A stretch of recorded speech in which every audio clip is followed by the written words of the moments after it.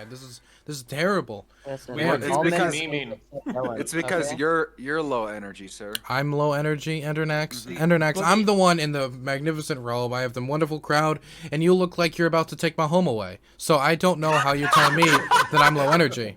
Yes, actually true. Yeah. True, yeah. Okay. Yeah.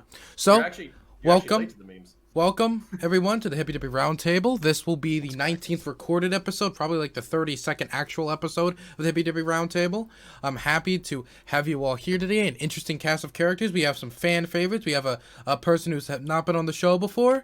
We're going to go around, have everybody introduce themselves, and then we're going to go into the rules of the show, and then into the first topic.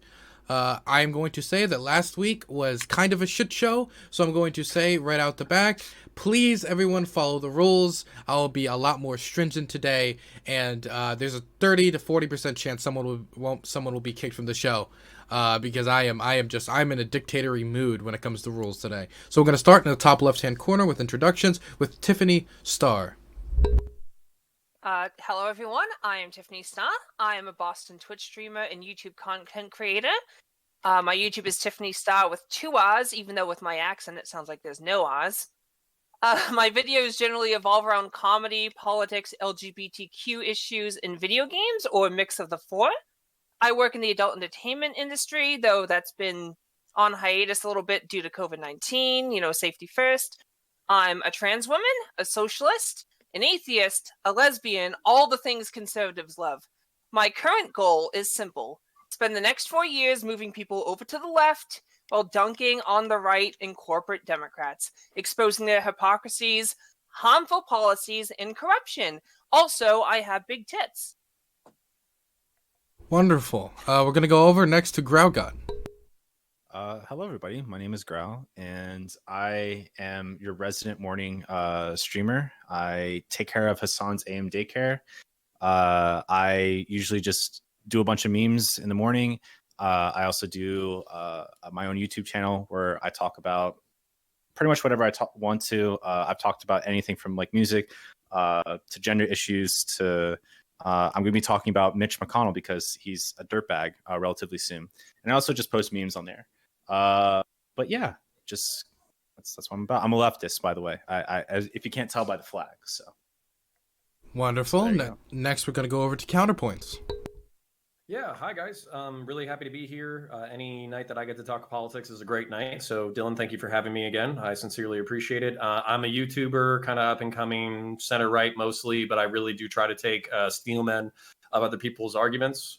So I'm actually really looking forward to this conversation because I've been thinking a lot this past week about the subjects, and I'm wondering where we're going to end up. So hopefully some good memes to follow. Wonderful. Next, we're going over to TheSyntheid. Hi, I'm Synth. I'm a trans woman. I stream occasionally. I do like debate stuff. I also play on like Minecraft stuff that I'll probably be streaming later. At the moment, most of my content is on Twitter because I don't know. I like making memes, and Twitter is easy for memes. Yeah, that's about it. Okay, next I'm going to go over to CTV. Good evening, everybody. I am Critically Thinking Veteran. I served the United States Navy on submarines. I enjoy a good hearty debate and am definitely not going to be participating in any kind of shit show from last week. Not going to do it. What I did ahead of time, Dylan, and I think you'll find this to be comforting, is I called ahead to some of my buddies that are still actually active duty, and they assured me that with the IP addresses that I have been able to get at this moment, there will be retribution if anybody was to step out of line. Well, you know what? I think that is possibly a threat, so we're going to pretend that didn't happen, and we're going to move on to Endernax. Is it my turn? No, the other Endernax. Oh, okay. Well, then in that case, yeah, guys, if you haven't met me yet, I'm Endernax. I'm a non-revisionist anarcho-primitivist. And the truth is that we only need one cell. Anybody who supports multicellular life is counter-revolutionary and should be excised from the movement. We need to accelerate as quickly as possible to the heat death of the universe to end at the natural progression of human as a species and the universe in general. And that means nothing. Nothing should exist anymore. Thank you. Well, you know what? That is one way I describe your ideology, Endernax. So, I'm going to go into the rules. The first rule, the most important rule, is that nobody talks while I am talking. I am not talking to give my opinion. I am not talking to say, wow, that was a stupid take or that was a great take. I am talking simply to moderate. If you talk while I talk, you are liable to be muted. If you do it again, you are liable for a 5-minute timeout. If you do it again, you're liable to be kicked off the show. So it's a 3-strike rule for tonight to enforce some order. So do not talk while I'm talking. It is simply for moderation purposes. If you are talking and I start talking in the middle of your talking, can anybody guess who's supposed to stop talking in that situation? Shut the fuck up is exactly what you're supposed to do when Dylan is talking. CTV just interrupted you. Yeah, CTV is interrupting. First strike. Dylan See ya. Yeah, CTV is now Strike banned one, permanently. He's baby. banned permanently from the show. He will be excised from the show. This is now the Hippie Communist Podcast. Next is going to be the rule that you do not @ anybody else in the Twitch chat while we are having a conversation. And what I mean that is specifically people on the show. So Graugott, let's say you heard something from Endernax and you're like, wow, that was a really bad take. I support multicellular life. And let's say if you were a beta and you actually did for some reason and you wanted to @ Endernax in chat to figure that out. You cannot do that. You're going to have to debate him about multicellular life well, then that's a strike for you too. You're going to have to do that in either Discord DMs or on the show. In Discord DMs, I can't punish you because obviously I don't know what happened. And on the show, well, that's what the whole point is for. Next rule. If you find it difficult to speak up, because this is a round table and people have backs and forths and you sometimes find it difficult to get your voice in there, please raise your hand. I have a notepad. It is the holy notepad, which I write down the names of people who have wanted to input but have not been able to find a way in. I will write it down and make sure that the conversation gets to you at some point. If you are raising your hand, it might take some time for me to get it over to you because I'm not going to cut off the conversation just to move it over to you. So it will take some time, but I'll try my best to make sure you have some input. And this last rule is that during every topic, you'll have a intro segment and an outro segment. You are not to talk during anybody else's intro or outro segments. There is one exception. If you say a joke that makes me laugh, then you'll get away with it. If you don't, that's a 10-minute timeout. So the stakes are high if you really want to make me laugh. What if I plug Raid Shadow Legends instead? I will be plugging Raid Shadow Legends myself by putting ! Raid in chat. You can go talk to our sponsors, and you can actually play the tutorial to help the channel out. But I'll be talking about that on multiple points during the show. Don't worry about that, Endernax. Now, I believe everybody understands the rules of tonight's show. Is there any questions about moderation or anything that I haven't mentioned? Only a comment. Okay, so we're going to go on to the first topic. The first topic is, should sex work be legalized, is the abbreviated version of it. If you want the full version of it, let me pull it up quick. 1 second. Should sex work, including escort services, be legal? If you want to make a distinction between state level and federal level, you may. You can take this question wherever you may or want to, but do your best to stay on topic and to be polite. I will not moderate your niceness to each other, but there are one last thing I should say. There's a few banned words. This isn't because I'm trying to stifle your free speech. It's because usually when these words are said, it takes the topic away from the discussion, and then you have a debate for 10 to 20 minutes about the use of the word. These include, don't ask me what they are, you know what they are, the B word, the C word, and basically anything that's TOS. Those are the words. Does anybody have vocabulary? Okay, wonderful. Now, we're going on to the first topic. Should sex work be legalized? This, of course, includes escort services. We're going to start in the top right-hand corner with CounterPoints. Yeah, so I really had to think about this a lot, and I did, play the tutorial for Raid Shadow Legends during your stream. So I think that should earn me some consideration during this debate. Extra life. But basically, so basically my contention is no, but I wanted to add some nuance here. So we talk about these kind of issues. We talk about like drugs and drug decriminalization. We always talk about it in a utilitarian framework. What works best for society? How do we stop hurting people? What's good for families? What's good for people in general? And that's kind of where I would say that maybe legalized is too strong because that implies like recreational, anybody can do it at any time. But maybe decriminalized would actually be an area of compromise between myself and the other panelists, where I would be interesting to kind of get into the details. So I'm worried about societal impacts. I'm worried about like normal, healthy sex lives. I'm worried about families. I'm worried about the impact of sex work on society. I want America to be as healthy and happy as possible. And that's where I'm going to try to take the debate or conversation. Okay. Next, I'm going to throw it over to Graugott. I think that sex work should be legalized for a couple reasons. One being is that whenever typically there's something that's illegal, there tends to be a black market that rises up to service that need.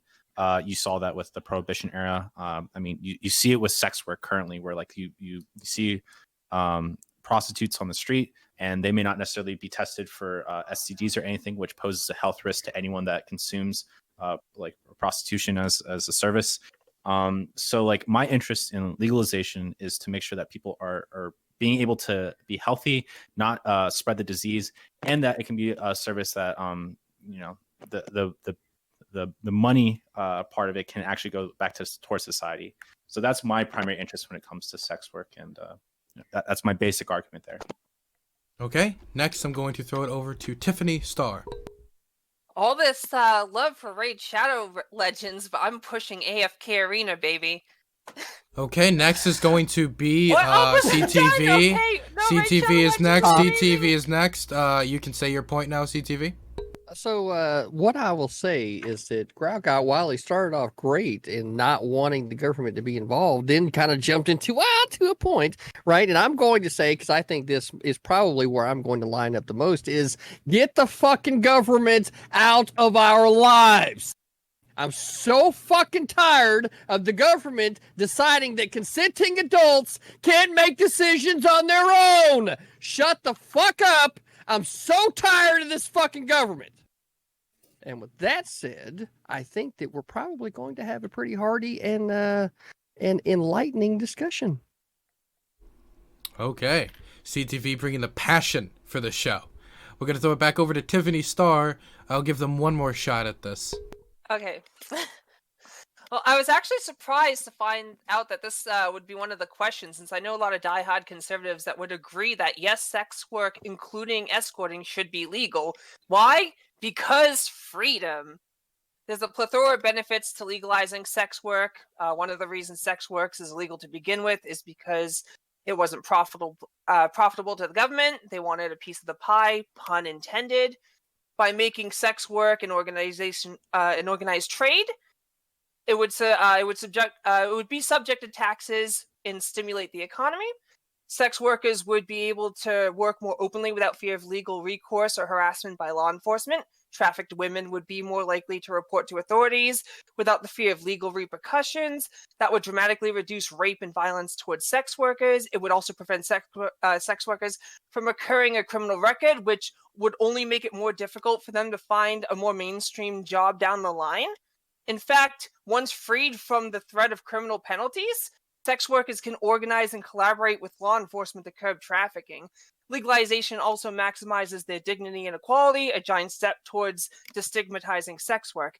That being said, we can't just legalize sex work without a plan. Other countries have tried that, and it's a disaster. We have to have a plan in place beforehand. Regular mandatory testing and safe sex using condoms to reduce the risk of HIV and sexually transmitted infections. Hire security officers at brothels to ensure safe working conditions, regulations to that effect. All benefits. Sorry. I'm getting tongue-tied. It's my first time. Be gentle. It benefits everyone involved. The way New Zealand implemented the legalization of sex work is a good starting template. Moreover, any regulations and controls on sex workers and their activities need to be non-discriminatory, and comply with international human rights law. I want to emphasize that trafficking and pimping should remain illegal. They're not so much about sex work as they are about exploiting sex workers for profit. Some brothel owners may try to take advantage of this, but with proper regulations, it can be mitigated and prevented entirely. I hope everyone understood what I just said with my incredibly thick accent. No worries. I was able to understand every word. I'm pretty sure everybody else in chat was able to as well. We're going to throw it over to TheSyntheid. Thanks for making me last now that everyone's actually said everything that I would like to You're say. not last. Endernax as is. Okay, well, fine. Yeah, thanks. On this side at least. This also seems to be like adding on to more of what they're saying. This also seems to be like more of an issue that affects like poorer people as well. Which just makes it even more like even better to actually legalize so that people can actually work out of holes that they're in. It's also like it's a personal service. It's not easy to do in like some ways, but it is something that a lot of people can participate in if it is legalized. I don't know. Most of what they said was like, I don't know, spot on. It should be legalized just because, like, I don't know, freedom. We should be able to do what we want with our bodies. Base CTV here. But yeah. Okay, next I'm going to throw it over to, I'm, of course, leaving the best for last, Endernax. Thank you, Dylan. Yeah, I believe that sex work should be illegal, except only legal in one circumstance, and that is if I'm purchasing it. If I'm purchasing sex work, then it should be completely legal, but otherwise it should be illegal. But yeah, I mean, no, I'm just kidding. In all seriousness, though, I do have an actual non-meme position on this. I'm sympathetic to the decriminalization argument because I don't believe that women who are like financially having problems or forced into a market they may otherwise not have been involved in. I don't know that we should be putting those women in prison or those men in prison. Sorry, I don't mean to be a bigot. But the idea of legalizing, I'm kind of against, and the reason I'm against it is the same reason I think that I'm against the complete legalization of all drugs, and I favor more decriminalization than anything else. And it's because when you have a system that allows the legal sale of these quote unquote goods or service or whatever, it creates an ease of access to the general public. And I think that this will have ramifications on society the same way that pornography has had ramifications on society. I could point to a litany of research documents that all suggest that pornography, especially hardcore pornography, creates more rapists, especially amongst young men. It normalizes a transactional view of sex rather than one involving a relationship. And I believe that foundationally, our society should be organized around families, and this is the most essential tool or institution that our society can utilize. And I think that legalized prostitution will result in more ruined marriages, a lack of respect for the responsibility that comes along with engaging in sexual activities and the potential ramifications that can come about because of it. And as I'd say that's where I'm at. We'll get into it though. Okay, that was the intro segment. It is now going to be a free-for-all open panel. Again, if I speak up, it is for moderation purposes. You may now engage freely with people you disagreed with. Yeah, go, Tiffany. Well, I can't agree with Endernax. Prohibition doesn't work. It didn't work with alcohol, it didn't work with marijuana, and it doesn't work for sex work. All it'll do is forcibly drive sex work underground, where sex workers find themselves even more at the mercy of pimps, traffickers, and violent clients. So free the titties. Okay, that means... Okay. Also, he's talking about how men are being manipulated by porn, but there might be other factors into that. Blaming porn for violent men is like blaming video games for school shooters. Some violent video games actually do cause violence. I don't know. Yeah, but this is actually true. Wait, this is actually true though. Like, I know it's a meme, and like dumb boomer Republicans say that this is true, but like if you actually dive into the research, that like social isolation along with certain video games actually does lead to a rise in violent crime. But it's with other factors, social isolation and mental issues, which means they should have mental help, not so much not playing the video games. Additionally, they should be taught by their parents. It's an educational thing, or sex education about porn and what's acceptable in a sexual relationship. If I had a child, I would teach them about sex, proper sex, not about choking or whatever kind of violent porn you're watching. Most porn I watch isn't violent, but most porn I'm in isn't Right. violent. But it's not just the responsibility of porn creators to like make nice porn. It's responsible of the parents to actually teach their kids right from wrong, or sex education, if not the parents themselves, to teach them more in depth. And people who are trying to defund sex education are the Republicans, are the conservatives. So wait. This would be like saying that it's up to the parents to educate their children on like not doing drugs when the drug dealer came up to your door and offered your kids free drugs. Like that's and you didn't even know about it because it's actually kept secret. Drug dealers often come up to your door? Okay. Like, Wait. Let me One explain. one at a time. I think it would be better for dialogue if you explain what he meant. Okay, let me explain. Yeah, Okay, so the amount of dopamine that you receive while you're masturbating and looking at pornography is comparable to the use of drugs. Okay, and often children have complete access one way or another, even if their parents disallow them from using the internet, to pornography either through a friend or through some other outlet, and it's impossible to have complete authoritarian control over what your kid is doing. So it's way more insidious. It's like this is a non sequitur. That what you're saying doesn't even apply to what the children are actually doing. Like, okay, it's not really up to the parents at this point. It's obvious that it's too easy to access pornography, especially as kids. Saying that it's entirely responsible, like on the parents' shoulders, to teach their kids about sex education. I'm just saying they should. It would really help. Also, kids shouldn't be looking at porn anyways. It's actually a law. Agree. And if they're going to find it anyways, they should be taught about it by parents in sex education. Not only that, but if porn really harmed people, we'd all be a hot mess. We'd have over 8 million people running around hurting one another because that's how many people have Pornhub accounts. Well, if Tiffany, anything, we have Okay. enough hurt. We should probably have even more porn. Are you Yeah, but- aware that the DARE program, even when it was honest about the effects of drugs, actually resulted in a higher usage of drugs? That's a completely different topic. Well, no, that's like it's pretty like I imagine that if Are you're you- teaching children about Right. pornography, Okay, they're going Tiffany, to I be more think likely to use it. drugs I are think- very Yeah, we similar get- to That, one I moment. think you're One kind of moment, one moment. simplifying the effects. One moment. Synth raised their hand a little bit later. Growl, you were next. I'll throw it over to you after. Counter, I'll write your name down. So the reason why this is kind of a non-analogy is because DARE was a significantly bad program. DARE, in the ways that it taught kids about like doing drugs and shit like that, even if it was very clear about the negative health effects, it was also very clear about the positives, right? There was a very clear like emphasis on the negatives, but it also gave away the positives of it, and it encouraged more kids to go into it. Obviously, like a sex education program would probably be more focused on the negatives. And also, if you actually made non-access to pornography, i.e. like getting an actual like not state, but government issued ID that everyone gets mailed at the age of 18, and then requiring that to go into porn sites, then you would effectively regulate a lot of porn.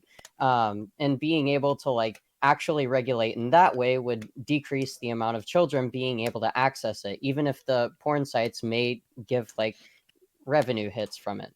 Fuck, I lost what else I was gonna say. Okay. Okay. Sure. Listen, yeah. there's something even more deceptive about pornography than what I just said, because at the same time that the drug dealer, is giving your kids drugs in this hypothetical, in this anecdote. Okay. I'm sorry. Okay.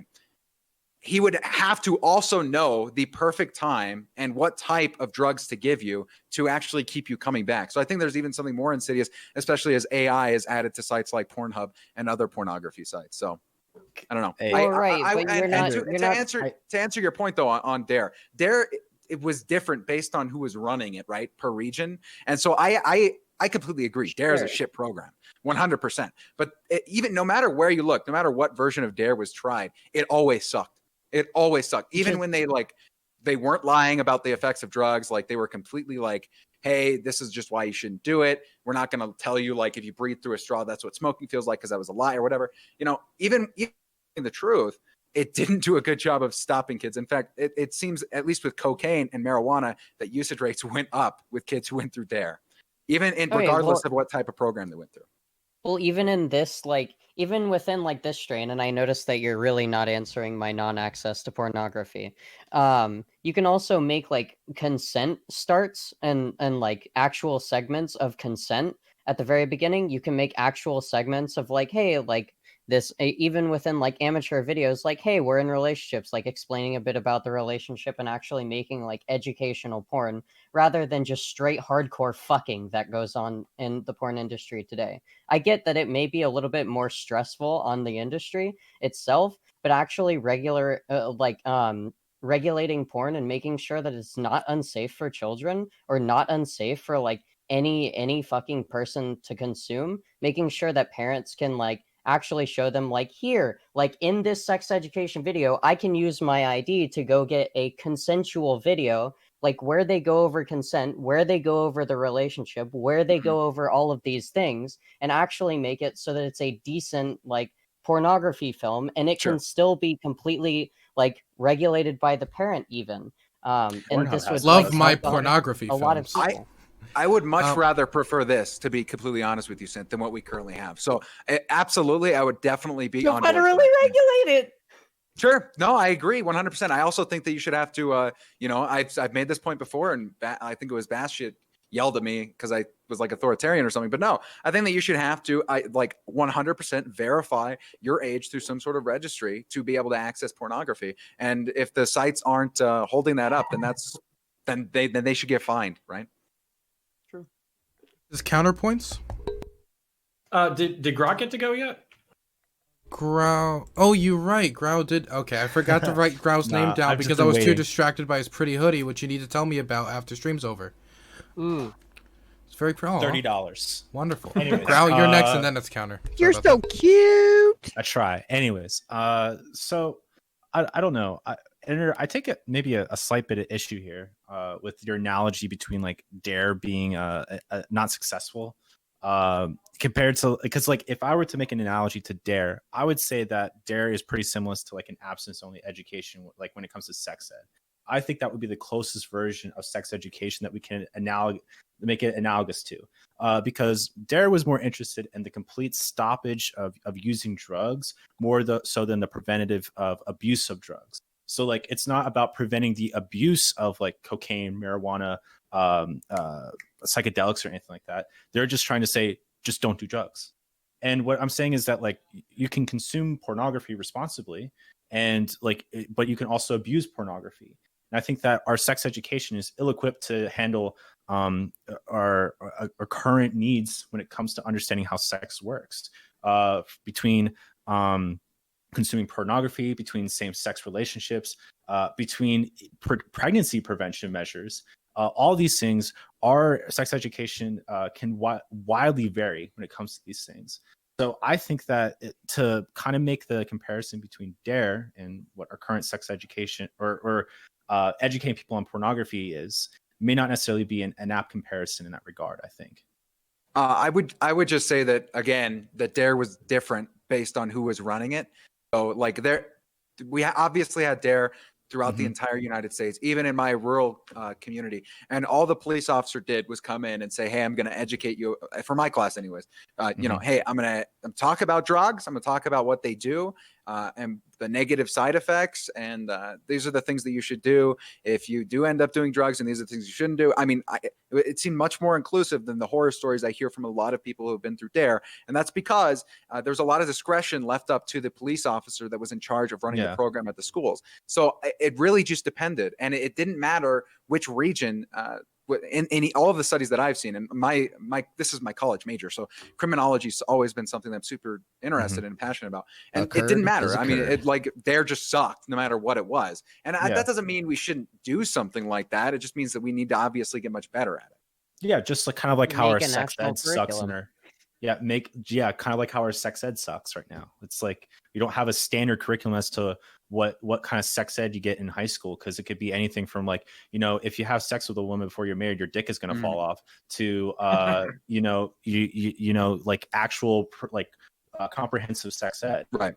Hey, I'm on board with the sex ed program so long as it's completely honest, and that it teaches the responsibility that goes along with the actions that, especially those children, because usually effective sex ed needs to occur early. Happening like 12 to 13. Exactly. No one Yeah. here is Yeah. pushing like non-comprehensive sex ed or anything like that. We all want people to grow up and learn about sex to prevent any kind of sexual negativity that they get when they're growing up. Like you were saying, some young men get affected by porn, but I was initially talking about escorting, which has nothing to do with porn. How is that being affected by affecting young people? Sure. Before yeah, that so answer, before you Okay, go answer, ahead. a counter yeah. has been trying to get in for a while, so I want to throw it over to counter. No, I've loved the back and forth, but I kind of want to throw my 2 cents in the ring, and then I also want to ask an important question to kind of the opposing side.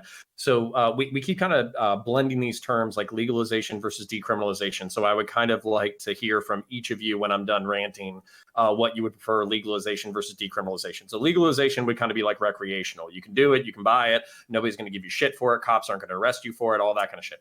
Decriminalization is an important distinction where decriminalization basically says it's still socially taboo, we're still going to push it off to the side, but you might be liable to a civil fine, or you might be liable to cultural pressure, but not necessarily like legal, like you won't be arrested for it. You might be liable for like a civil fine or something like that, and it'll still be socially discouraged.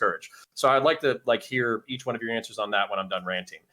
So one of the things that I think I've heard Endernax say, and that I'm going to say, and that I've heard you guys say so far, is responsibility. Parental responsibility, individual responsibility, the teenagers' responsibility, all that kind of stuff. And I think that was my biggest fear running into this conversation, was that we were going to have this entirely sex positive, I should be able to do whatever I want, whenever I want kind of conversation. I'm actually really happy that it didn't go that way, because I think we would have been fighting a lot more. So I think that's incredibly interesting that we have the progressives arguing for responsibility, which I think is incredibly interesting. I want to get into it more. The utilitarian calculus that we need to be asking, that I actually hear you guys addressing, is how does this affect families? How does this affect kids? And just to kind of run through the parts where I thought we agreed a lot. So I'll just meme before I do that. Porn access through a state ID or something like that to verify adult access. I think that's great, unless I was the 13-year-old looking for porn. So much like Endernax wants, prostitutes to be illegal unless he's purchasing them, I want porn to be available for my 13-year-old self. And I do see a lot of upset teenagers from the proposals that we're bringing up.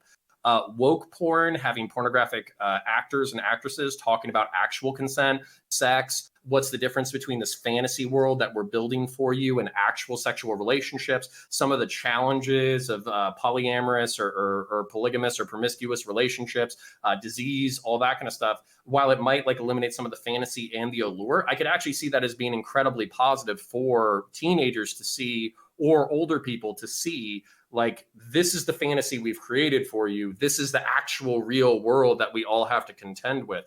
So for instance, Tiffany, even before the show, was talking about how testing is very common in the industry, how testing is important in order to maintain safety in the industry, even talking about stuff like that. It might be a buzzkill, but it would be incredibly interesting and good information to kind of if you wanted to demystify sex. Although I think part of what we're buying is the mystification and the fantasy.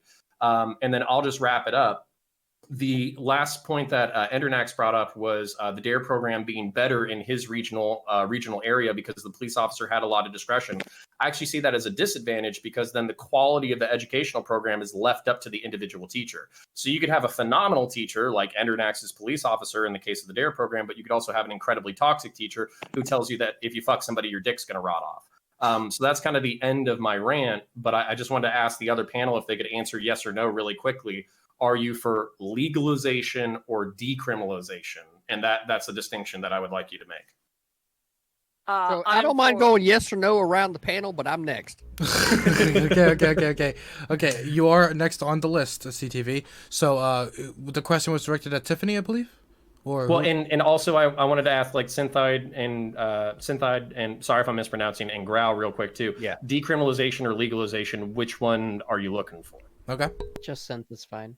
I'm looking for legalization. I think any half measures won't actually solve the problem. It'll just muddy the waters even more.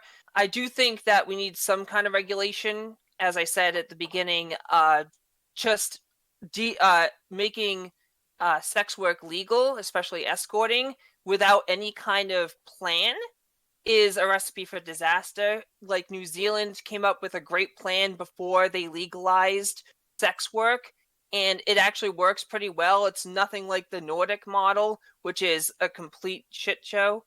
I'm pretty sure that wasn't one of the bad words I can say. So, a complete poop show. There we go. Yeah, just edit that. Anyways, I think legalization is actually the better way to go. If we decriminalize it, it's not really going to solve every single problem we can. But like I said, we have to do it in a smart way. We can't just do it. And then synth and grow, decrim, or legal? I'm sorry, Synth, what? you wanna go first? Oh, Oh, synth. So legal- it's something grow. Yeah, legalization so that you can actually federally regulate and like make sure that everything is regulated well. You can tax it. You can make sure that like I don't know, that should help your side. You're making more money off of it. Fuck it. And grow? I would argue for legalization. Honestly, I think that for the same reasons that they believe that they're arguing for. Honestly. Okay. And then, sorry, CTV, but go ahead. Yeah, well, actually, All right, CTV, before you go, Endernax did have a question to answer from like 10 minutes ago. So, Endernax, do you want to answer that question? I took it from you. If you don't remember it, it's fine. I'll just throw it to CTV. What was the question? I don't remember it either. There was a question directed towards you. Tiffany, Hey. Tiffany asked you a question. I think it was. What was the question? I'll answer it. Do you remember what it was, Tiffany? Yeah, there was a question asked, which... Oh, I was saying, I know he has like a contention with porn, but I was talking about how it's legalizing escorting would be a detriment to like young men. Yeah. So a lot of the research that I've seen is mostly on pornography, but the very little research that I've seen that has come out of mostly Europe shows that there aren't exactly the same effects, and the research is definitely inconclusive, so there needs to be more research done. But it seems to show a general trend towards, again, a culture that doesn't respect relationships or doesn't respect individuals staying together for longer periods of time, which is not great for, on a society scale when you're trying to raise children. As we know, children have much better outcomes with at least two parents of any kind in the household. So I don't know. It's just a casualization of sex, and especially when it comes to children. I think that this really hurts society. So Okay, I'm going to throw it over to CTV now. Okay. All right, so everybody else in the room is just the tip, right? Just the tip, right? You Tight already got spot. the tip. You What the already hell got does the that tip of government, right, involved. So we might as well go ahead and fully submit. And what I'm going to tell you is get that tip out of my ass, right? Because literally the government doesn't need to be involved in this at all, right? Because consenting adults can decide to do whatever the fuck that they want to do, and regulating it at a federal level only prevents the states from being able to decide what's good for their constituents. Right? So if Nevada thinks that it's okay to have sex work and Massachusetts doesn't, why the fuck should Nevada be able to tell Massachusetts what it can or can't do inside its own fucking borders? Right? That's bullshit. So at the end of all of this, you went over to the war on drugs, and I get the whole two-parent family household thing, but the war on drugs did a whole lot to be able to prevent that from continuing. It took a lot of fathers out of the fucking households, and now we're left dealing with this fucking war on drugs and the DARE program, blah, blah, blah, blah, happy horse shit. That's a different conversation. That being said, the conversation when it comes to sex work needs to get the government completely out of it so that individuals, if they are choosing to partake in this particular type of consumption, should be held responsible for them doing their own due diligence and investigating what type of sex worker am I actually employing for this work. Are they actually clean? Are they actually taking care of themselves? Because in that way, they're actually more vested in what it is that they're actually partaking into, rather than just trusting some government fucking simp who we all know doesn't really give a fuck about us anyway. Hell yeah, brother! Because you know that Obama's gonna come in and fuck your wife if the government gets involved with this kind of shit. Telling you. That was literally pointless. I hope next time you come with a better joke. Probably. Yeah, to be So, fair, Graugott, I'd- I expected more from you. I expected a better joke. But I'm to sorry. you, CTV, I'll say this. The reason I am so sorry for you, I am so sorry that your parents ruined our society, that ruined our government, that ruined all of the institutions that actually gave credence to the American form of governance.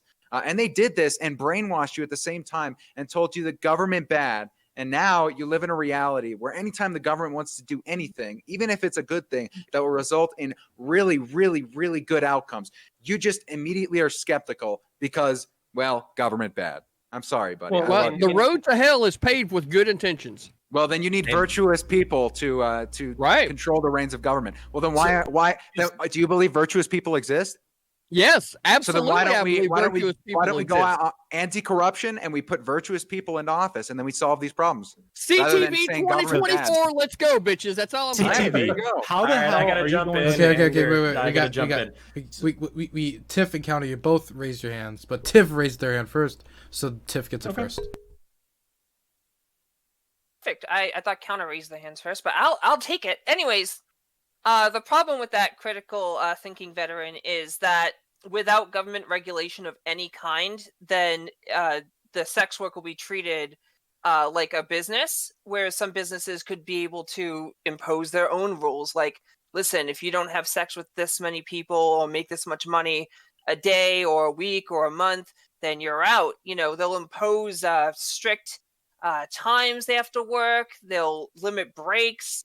You need regulation in sex work like this. Maybe they'll be like, oh, you have to get tested every month instead of 2 weeks, which is the standard in the industry. You really need some kind of oversight because we've seen what happened with companies without oversight, and it's not pretty. Now, CTV, I'm not I know the government sucks in like many ways, but we need at least some regulation for this, just to make sure that corporations don't fuck us. Also, like what can really happen is really dangerous, right? So like on a pay scale, sorry, I really want to interject this. Sometimes with the pay sites, the payout for I can't hear you if you're talking.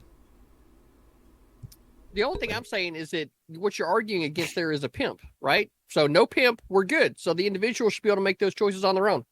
Can a website not be No But if corporate you're yeah, pimp, going to, if you're no going street to pimp. regulate it But and without- tax it, you're going to need like some kind of business. Except for like women who work out of their apartments or something, like a brothel, for instance, is going to need those kind of regulations. Right, so no pimp. We're good. How do You you, want- do? you Wait, want how all do the- you? No. If, How do if you? women how do don't you want to do work that? for the pimp, they don't have to work for the No. pimp. CTV, how do you do that without government regulation? How do you make no? You pimp don't without need government regulation for somebody to be able to say, hey, I want to participate in this. I know so-and-so, right? I've known him for a while. I want to start charging for these types of services, or I decide to go find new people and I vet them through a process of my own. And I go, okay, I want to accept money from these people for these services provided. It's no different than a massage therapist whenever they're going through different things. So why should it be any different now? There doesn't need to be government control or massage regulation to therapists, tell you how to do a this. lot You of don't them need a will- pimp. You don't need a pimp. Massage therapists, a lot of them work at companies, and you have to go there to Yeah. get and pay to get massages, and they have bosses.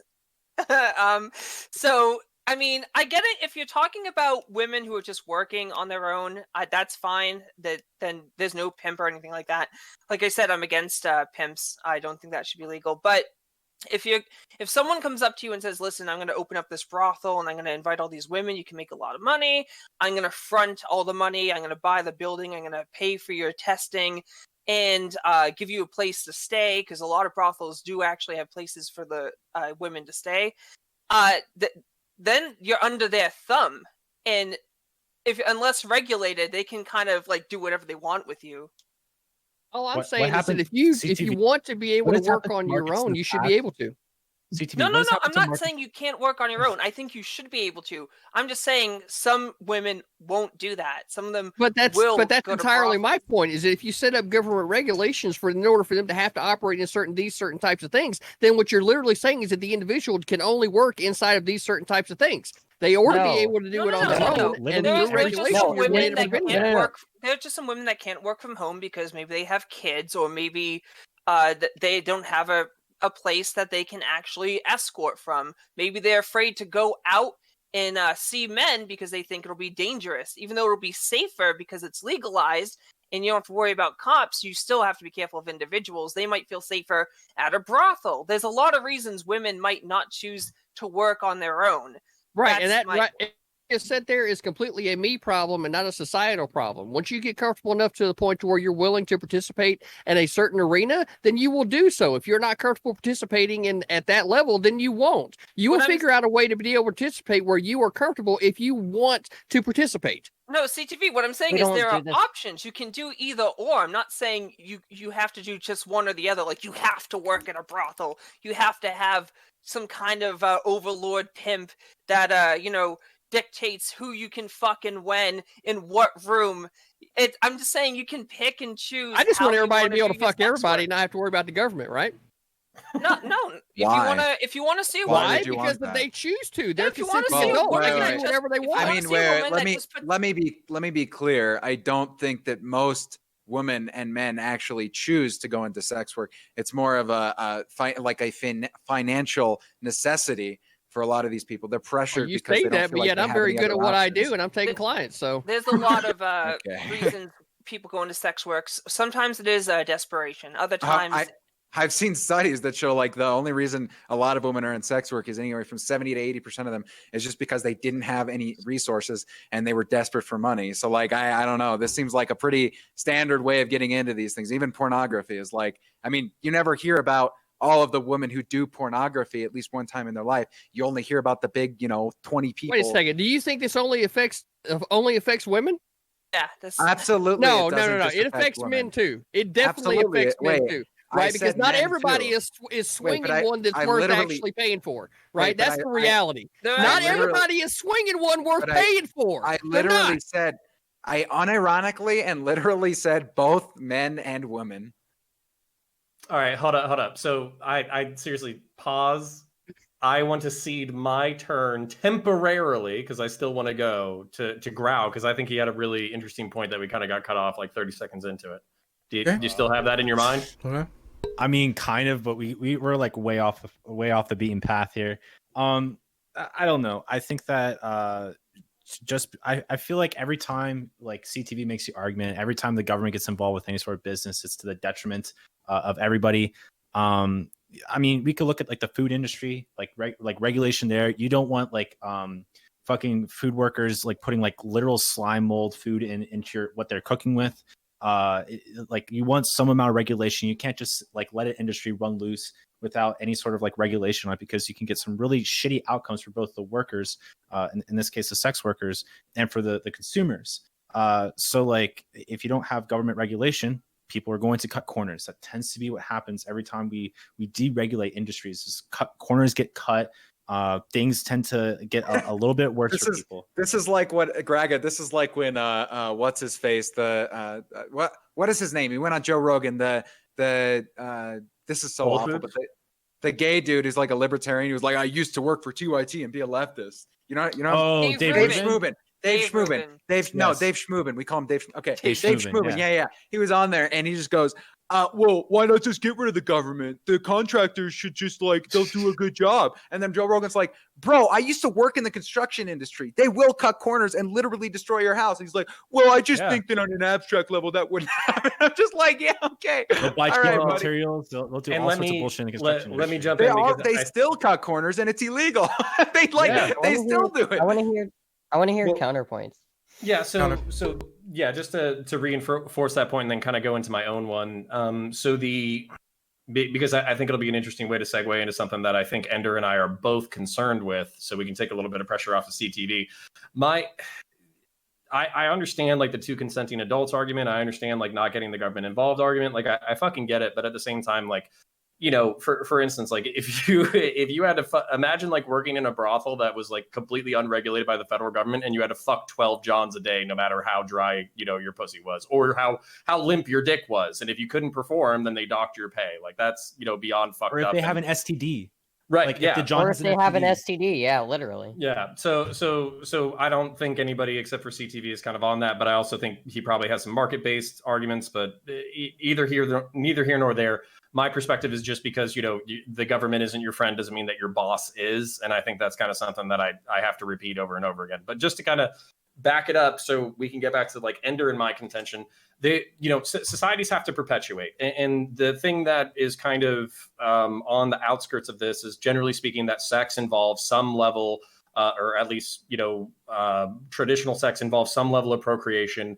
And I think Ender and my concern is that the entire social structure, once it's decriminalized or legalized, what does that look like? What does having more kids? What do stable families look like? What do allegedly monogamous 2-parent households look like when dad or mom can sneak off to Pound Town in the middle of the night? Now, of course, that's all for the individuals to regulate, but I'm not just worried about the individual and the principles that allow an individual to exercise their rights within a society. I'm also worried about like the total health of a society as it continues forward.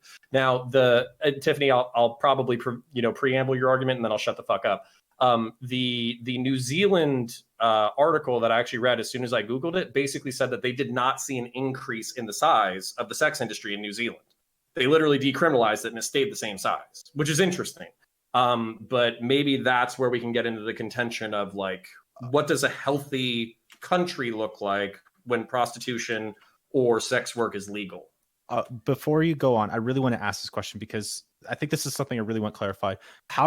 What metric do you use to identify a healthy country? Because like you allude to this constantly, but like you're not really giving us a metric to really work with here by your standards. Sure. Success, not using drugs, the ability to form a family, being productive in your community, volunteering for social groups, being able to hold a steady job. All of these things would contribute, in my mind, to a healthy society. Yeah.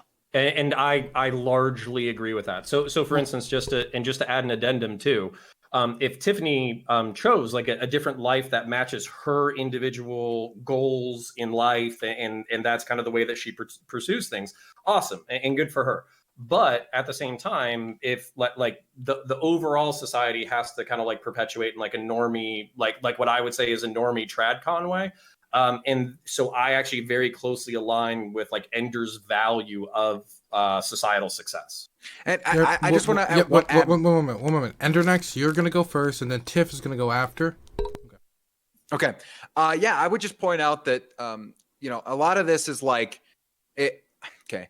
Legalizing sex work and the casual nature of sexual relationships, I think, misses out on a very important idea that relationships, and especially like intimate relationships, are probably the thing that give men and women the most meaning in their life. And I understand this is a very traditional viewpoint, and I am biased. But historically, prostitutes and brothels were used as a way of appeasing young men who were often sent off to die in war. And the government specifically used it to make sure that they didn't have uprisings of young men, especially when polygamy was allowed. And this is basically why we ended up having culturally enforced monogamy, is basically so a lot of young men wouldn't just become crazy and topple societies because they're like very unsatisfied with their lot in life. And I feel like you're still going to have a lot of dissatisfaction, especially with a lot of young men and young women who aren't able to hold down a relationship, who aren't able to build those intimate connections. If we continue down this road of like, sex is just something fun that you do, and it's not, there's no responsibility towards it. There's no meaning. It's just, pleasure, and pleasure's for pleasure's sake. So that would be my primary critique. Hey, Grau, you're next. I think Tiffany said that. I think Tiffany was. Oh, it's Tiffany. Sorry, I just didn't write Tiff next. Okay, Tiff and then Grau. Sorry. No, you're fine.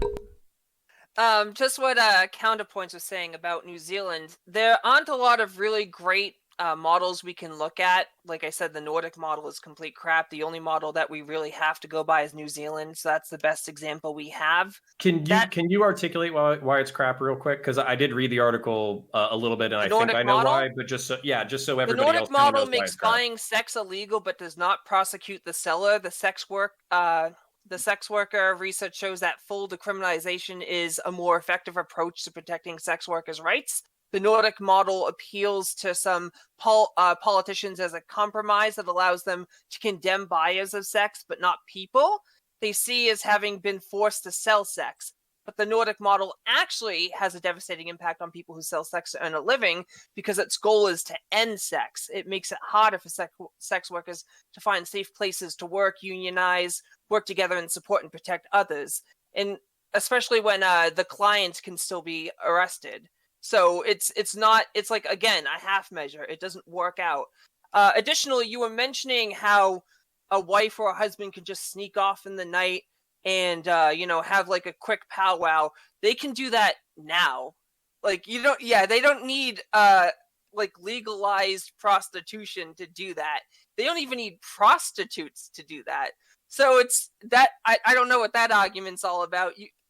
I think that if we legalize sex work and we normalized it, we can integrate it in society in a fair way. Even if we have to do it in like steps, I think it's the best way to go. And right now, New Zealand has been doing fine.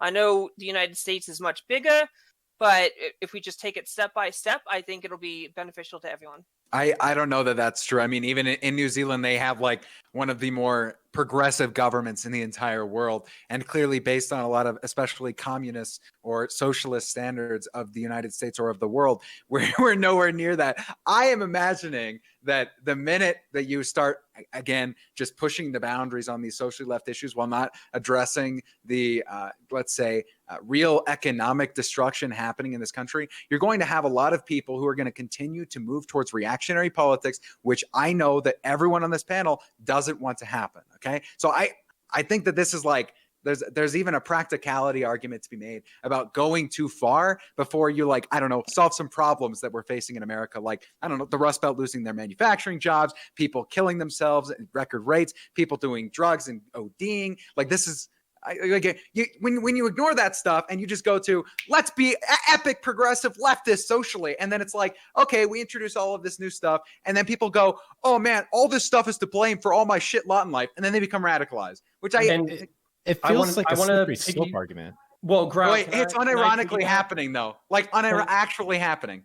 And I want to piggyback, and then I want you guys to kind of address it, because I feel like I can even dress it. I can dress it up even slightly better than that. So, like, oftentimes when I get onto panel shows, especially with lefties, the first thing we agree on is material conditions. People who are like have their material conditions met are less likely to be radicalized or less likely to be recruited into desperate organizations. That's like the first thing that we always agree on. But solving material conditions is a different conversation. But I think Ender and all of us here can probably agree that legalizing prostitution while still having like a Darwinian, crazy capitalistic hellscape of a country is probably not the best, because it'll force people into situations that they don't want to be in. But also to give you one more point to fight against, because I think it's one of the ones that's least addressed, is cultural monogamy, or enforced monogamy, as Jordan Peterson would say. And this is like a fundamental mathematics argument that I would like to see addressed, okay? So basically, like, when you have 50%, men, 50% women, and you have enforced monogamy, you basically have people pairing off, and they can find some level of friendship, sexual fulfillment, and if they want kids, then they can have kids, and it basically siphons off in society. But when you kind of have this like free for all, whatever you want to do goes, what often happens is wealth, power, and social capital accumulates in these little pockets, and oftentimes men or women can attract multiple fucking partners. And what ends up happening is you fuck up the math, where you leave a whole bunch of dispossessed, angry incel boys who basically don't feel like they have their fair shot at the sexual market, that they never stood a chance to begin with. So prostitution could be a release valve, where now these people at least have the sexual component, but you also have these people living lives that are not as emotionally, spiritually, relationship fulfilling. And I just don't feel like we ever enter that into the calculus. So I would love to hear your responses to both of those concepts. Do you mind if I take this? Yeah, Grau, you could. I'll do you after. I mean, I'll do it after. Not Grau, do you you're after. on the list too, so Grau. I don't know. I think that this seems to be a rather heteronormative stance on how we view relationships, and I think that as like a first world society, we tend to like kind of move forward when it comes to increasing the acceptance of different people and their lifestyles. Like, for instance, like you could use the same argument for like I feel like the gay rights movement back before they were able to legally marry. I not to equivocate the two, of course, but like I think that whenever there's like a group of people that sort of removes themselves from, I don't know. I think the main issue that I have here is that it seems like there's a lot of fear mongering around if we allow yet another thing that's socially progressive, then we're going to lead to like the collapse of society, and it feels rather fantastical almost. And so far, I mean, I understand that we're kind of in some really crazy times, but I don't think that we're like on the precipice of the collapse of society because we've allowed gay people to marry, or we've allowed trans people to have equal status in society legally, or because if the next thing is we're going to allow prostitution to be legal. If that's the next step forward, then I don't see how that's going to cause the collapse of society either, because I don't know, we're kind of normalizing that. Wait, Talking about the collapse of let me society. spell it out for you. Let me spell it out for you, okay? It has nothing to do with that in particular, right? Any policy prescription, right? It just so happens that when you have areas of our country that are collapsing literally, and people are succumbing to drug overdoses, suicide, they don't have jobs, their lives are really shitty, and then somebody comes along like, I don't know, Donald Trump, who says it's the brown people taking your jobs. Do you think that radicalizes people? Or do you think that perhaps maybe that when Hillary Clinton decided to call everybody deplorables and racist and sexist and xenophobic and everything else, then that might radicalize people? This is a non sequitur. But the thing is though, is that yes, but like here's the thing. I don't think that people have been. I think that like we don't educate people to understand how to identify the root causes of problems in our society. You know, they're not. But we don't. I'm going to jump in here. We don't agree on this. So and like I'm not trying to say that you and I don't agree with this. I'm saying that you and some of the people that you would oppose politically don't agree on this. So for instance, like probably like so you and I agree that material conditions would need to be solved, and then maybe at that point we would be able to have some form of decriminalization of prostitution for utilitarian calculus to improve society. However, there are other people who have a large following, basically fascists, like I'll name him, Nicholas Fuentes, who basically says it's not a material conditions problem. It's not an economic problem. It has nothing to do with material well-being. It's cultural, it's moral, and it's spiritual. And what's going on is you have these leftists and these lefties and these liberals who are degrading the social fabric. They are destroying heteronormativity, heterosexuality, all that kind of, just go down the pipeline. And what's really happening is that the reason why you're upset, the reason why your life sucks, the reason why everything is wrong is because culture has degraded and culture is falling apart, and your society is on the brink of collapse.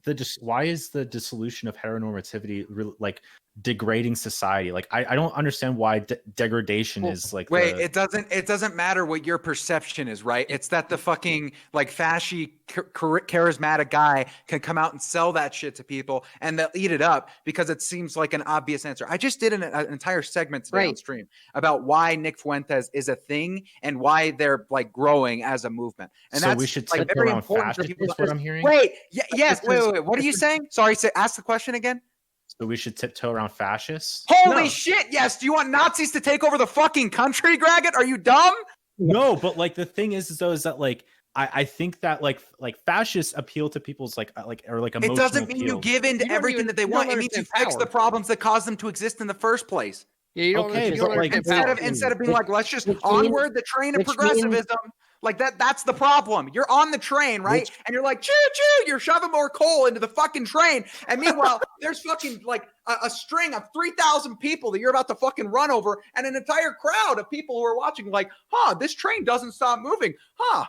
What's going on here? I don't know, man. It's just like, yes, you obviously stop the train. You figure out, you get the people off the fucking tracks, and then you keep going. That's obvious. It's almost like if you actually had an education system that worked, it would like kind of alleviate a lot of these problems. And I just want to jump in before we start memeing. Synth, it's not just education. A lot of these people are very smart, and their education is different. They're theocrats. They literally believe in like biblical foundational truth. They do not view homosexuality as some kind of like some natural phenomena that's scientifically based. They view transgenderism as an affront to God. And it's not that they're stupid. I think this is one of the things that kind of bugs me. It's like, it's not that they're dumb. Their IQ is not low. It's that their education is different and that it's cohesive. I'm not saying it's correct, but it is cohesive, and that's part of its danger. It's Sorry, not it's- Which correct. is why we need nationalized. It's- Which is why we need nationalized curriculum that is actually taught across every single school, and it is actually nationalized towards institutions like the APA, institutions like NIH, like towards actual institutions that seem to be guiding our policies, even, right? Like these need to be actual education instead of you can homeschool your kid in the Church of God. Yeah, Like, but so that much shit is needs to separate go. from church and state with that, right?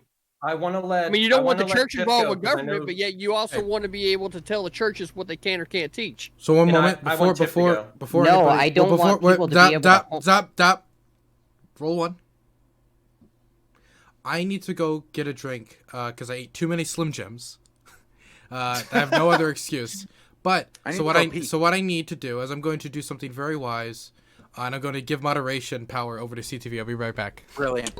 Oh Yeah, it's a god. brilliant idea. It's a brilliant idea. This will God. go great. See you all in a little bit. Bye bye. Can I talk now? Yeah, go I've ahead, been Tiffany. waiting. Who was next? Tiff. Me. I Tiff was is I was next. next All right, like Tiff is 5 next. years ago. Anyways, I don't know how like heteronormativity is being attacked. We just want to be side by side. No one's trying to overlap heteronormativity. We just want everyone to recognize that heteronormativity isn't the only type of sexual dynamic. Additionally, you were mentioning incels. Incels generally having sex isn't like the reason they're incels. It's that they can't get a woman or man on their own merits, which frustrates them. They think that there's something wrong. Like an incel right now can pay for sex with or without legalized prostitution. But I acknowledge that there's a lot of issues within the incel community, and they definitely need help getting out of there. And they've got the short end of the stick. But blaming sex work on that, no, they have much bigger problems than just sex work that need to be sorted out. Also, I have to use the restroom really bad, so I'll be right back. All right, cool. Well, I do. Maybe I can bring this back up again when Tiff's back, because I want to bring this up. So, I think heteronormativity is a very interesting statement, and like I would kind of want to get your feeling on this, Grau. So, so normal is a weird word, and people mean different things by it. And so what I think is interesting when somebody uses a term like heteronormativity is that like we can mean that two ways. We can either mean that like statistically, heterosexual people. Let me clarify what I mean by heteronormative. What I mean is obviously heterosexual, monogamous relationships with the central goal being procreation. Right. And can I kind of want to address that, because I think there's two things where we like talk past each other, not you and me specifically, just people trying to talk about sex.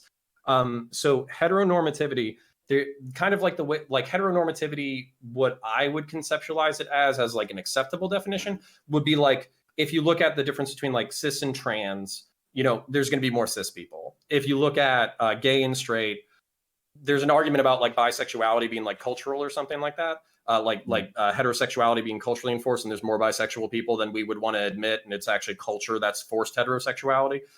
Sure. But like heterosexuality or heteronormativity being more prevalent than homosexuality.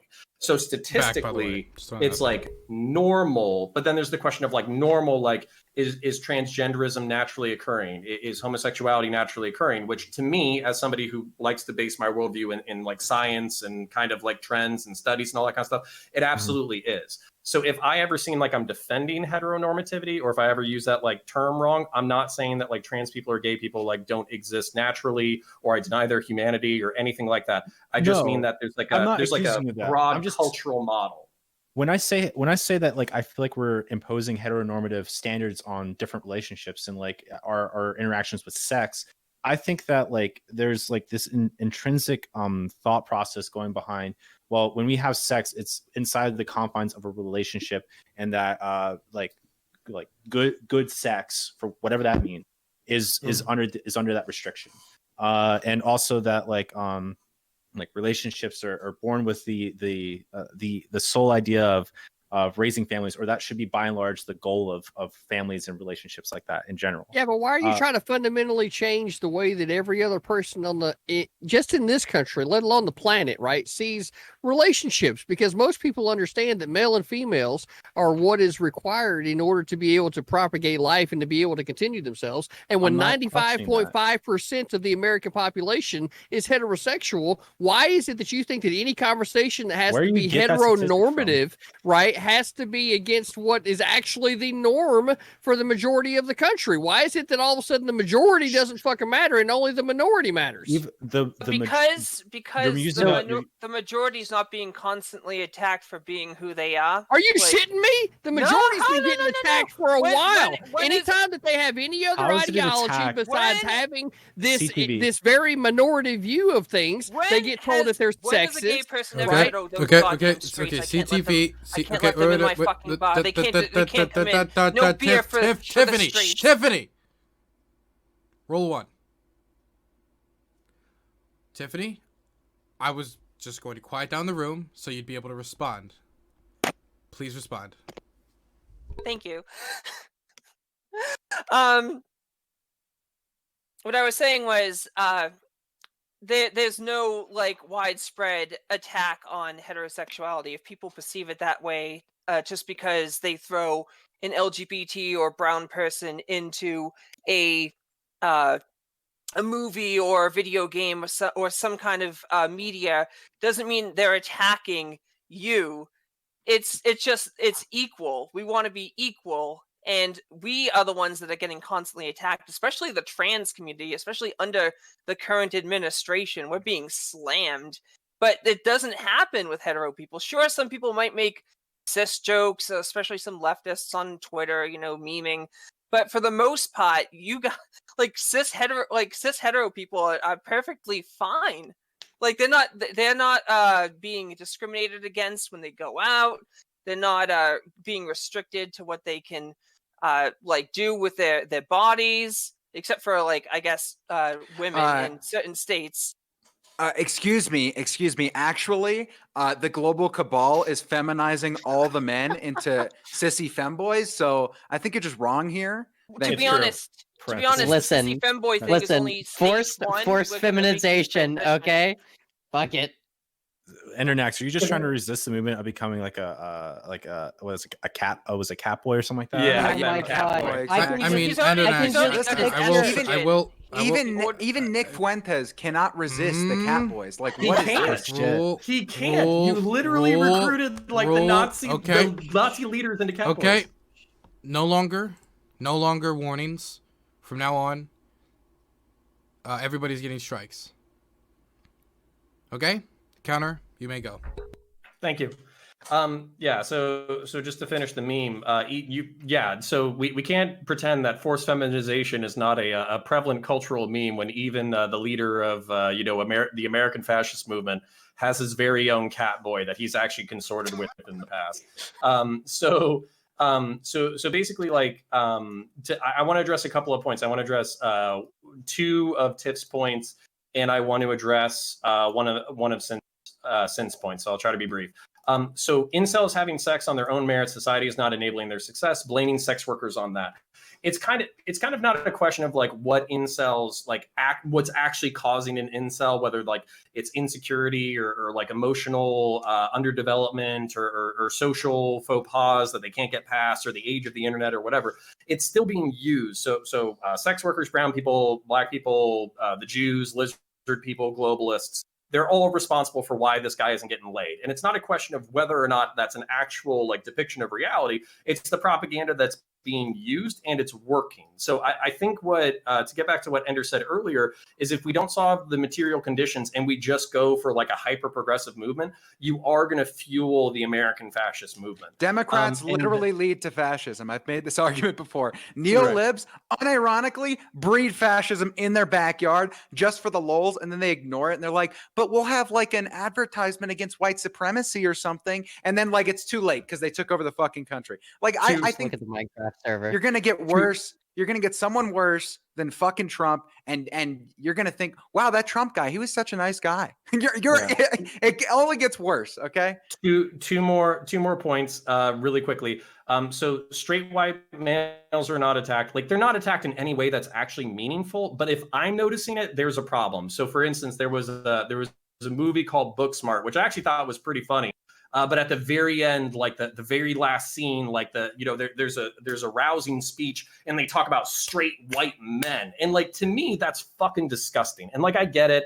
I've studied intersectionality. I understand the progressive worldview and all that kind of shit. But if we flip that to any demographic that exists ever, that movie would have basically been shit on from sky high by the entire culture. But because it's straight white men, it doesn't fucking matter. So if I had, like, I'm like pretty centristy. So if that bugs the fuck out of me, that's basically like Nazi propaganda fuel. So finally, for the synth point, and then I'll shut the fuck up.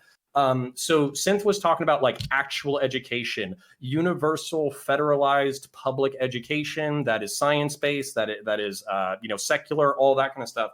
But there's this concept, and it's a dissident right concept called the cathedrals. And what it is, it's the organizational hierarchy of different worldviews, with like liberalism and secularism, and kind of like the modernized, almost like a hypersexual society on one hand, and then there's the church and heterosexuality and the traditional family and all that kind of stuff on the other. And we are the products of a civil war between these two cathedrals. So there are literally tens of millions of people inside the United States who do not agree with you that is actual education, and who will fight you tooth and nail. End of rant.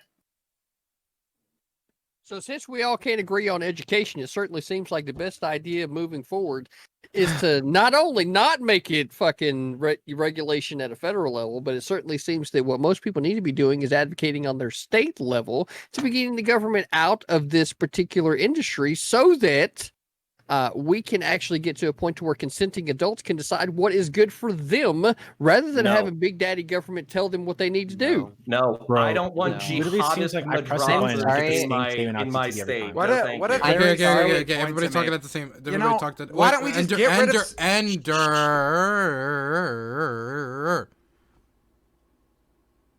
That was very close.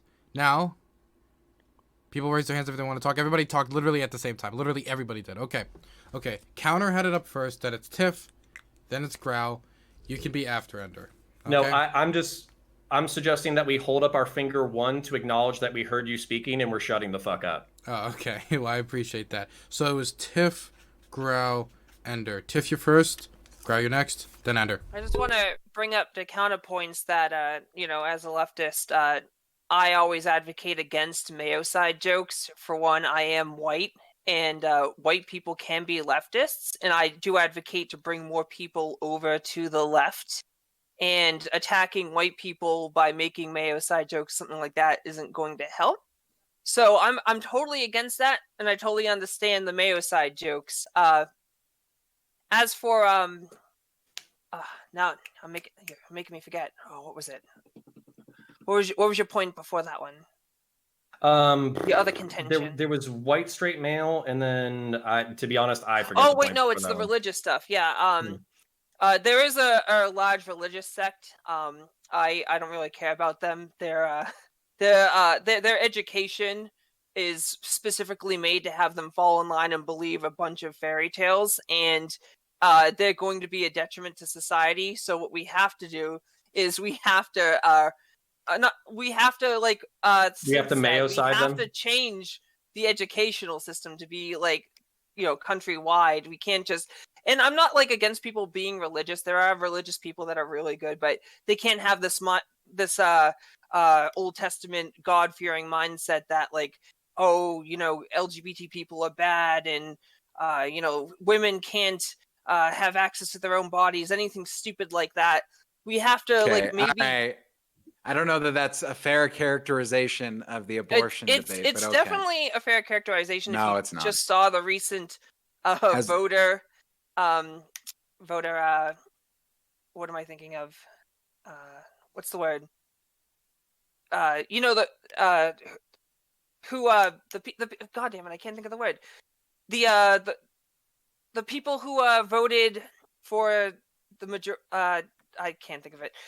It basically what I'm trying to say is the majority of Christians voted for Donald Trump, and it's Evangelicals, I think, what you're that talking speaks about. volumes. Because wait, they're considering one issue voters, and you can- never can- you they're never not provide one-issue them with an voters. There's alternative. multiple issues. Wait, I know, but the largest single issue voting block in America is abortion. So you never give them a chance to vote for anybody else because you always assume that they're just some bigots who want to control women's bodies when it's much more nuanced than that. If they keep pushing for policies that hurt LGBTQ people and try to strip women of their rights, then that is amazing. pretty big. That's amazing. Well, because it's just that simple. It's just that every day these people go back to their homes and they think to themselves, "Ha, what can I do today to screw over all these people that I secretly hate and nobody knows?" Like, no, this isn't how people think whatsoever. In fact, most of the people who are voting for the people who are for the candidates who are pro-life are indeed single issue voters. And if you interview them, they have very differing opinions on all sorts of different social problems. The issue is that you never give them a candidate to work with because people who are pro-life in the Democratic Party got excised 10 years ago. So you don't give them a chance to be quote unquote nuanced people who vote for the right person. You got rid of those people. That's everybody's fault, though. The problem being is that you can even vote for Trump and not understand like the massive amount of discrimination that he's done towards LGBT people, like because you just can't, like, you don't know everything about a candidate. And if you are a single issue voter, like for instance on abortion, usually it is religiously fueled. There are very few people I have ever met that philosophically actually justify that shit. And even whenever you do, then you understand that within a utilitarian framework that it is just beneficial to society to let people do it because they're going to do it anyways and hurt themselves if they don't. So even if, and like to like more answer CounterPoints, what he said to me, I'm sorry, but your Sky Daddy in the sky, it isn't verifiable. The scientific industry, the scientific institutions that actually exist and verify things by teams of researchers all over the globe, they do exist. That is actual curriculum, and the Sky Daddy that gives orders that says fuck LGBT people is extremely just bigoted and dumb. Yeah, I mean, conservatives by nature are pretty regressive. They abhor social progress on a technical level as long as it benefits them. Yeah, that's a simple. Yeah, guys, you're so smart. Oh my god, I too have watched a BreadTuber once. Okay, next is going to be Grow, then Counter, then we're gonna go to the next topic. Okay, so I'm gonna kind of take a step back from what we were talking about there, because between what Ender and CounterPoints have mentioned, it literally seems the thesis of why we shouldn't legalize prostitution has kind of boiled down to the idea of, well, you know, it will enable fascists to have more rhetoric, more talking points to work with. And like, I don't, okay, sure, but like, I don't necessarily see that as a satisfying reason as to like why we shouldn't do it. Like, it doesn't seem like necessarily like a moral argument, more maybe like a utility argument. And even then, it seems like they already have plenty of ammunition to work with when it comes to, you know, being either homosexual or being transgender or anything like that. Like they already have plenty to work with. It just like, what is one more thing going to do? And maybe this is like and to me, it feels very much like you know, if you give a mouse a cookie, he's going to want a glass of milk, like type of argument. And I don't know. I think that to me, there hasn't necessarily been a cohesive argument other than that. So like maybe I'm just mischaracterizing things here, but like what other kind of counterpoints do we really have here? Yeah, okay, I can do next. this as a part of my closing statement, actually. So what I was actually really interested in and what kind of like heartens me about this discussion or this debate was we basically had the lefty pro sex work, pro legalization side arguing for like responsibility, educating people, kind of not this like, you know, meth and heroin fueled like orgy that we were just going to turn society into. And that actually really heartened me because even the person who does sex work professionally was basically talking about there's a responsible way to consume pornography and sex work, and there's an irresponsible way to do that. I think that's really cool, and that actually like the point of compromise actually like it makes me happier for civil discourse. But this is where I have to say that like you're losing me a little bit. And I know I'm losing you, by the way. Sure. But the Sky Daddy, meme that like anybody who believes in religion or God or anything like that is just dumb. They don't know what the fuck they're talking about. There's no greater spiritual, significance. Mind you, to I'm life religious, by the way. Right. Yeah. So Yeah. just religious people being dumb is kind of like it. That's the kind of thing that makes people push it away. So even if you had a utilitarian argument about why sex, like the decriminalization of sex work would make society better, just calling religious people stupid is not going to get enough people over to your side to actually pass the legislation necessary to improve your life. It's the same thing with the abortion argument where you just call, everybody on the right a bunch of like regressive chuds who only care about legislating women's bodies. There's real moral arguments on the right-hand side. They might not be good ones, but they exist. And it's not just that you're enabling fascist talking points. It's that we're not solving some of the material conditions, because I think Endernax, both of us agree that we need to improve the lot of the average American family inside the United States of America. You need to dry up that well of potential recruitment before progressing society. And it's kind of a cart before the horse argument. I understand it's not that strong, but it is kind of my argument. And then finally, last point, what is one more thing? It's the give a mouse a cookie argument. If we, concede on sex work, we're just going to concede on trans rights or gay rights. The opposing view actually articulates that specifically, because we have feminism, voting, we have gay rights, trans rights, we have the legalization of marriage, things that in this room we all agree, or at least I agree, are positive things. But there's a certain radicalization that takes place when you feel like you're always losing, and that even your steelman arguments are never considered. And that's part of what's radicalizing these people. And with that, I will shut the fuck up. Okay, you said that was your ending statement as well? That's my ending statement as well. Wonderful. Then we're going to go straight into the ending statements. Next is going to be Graugott.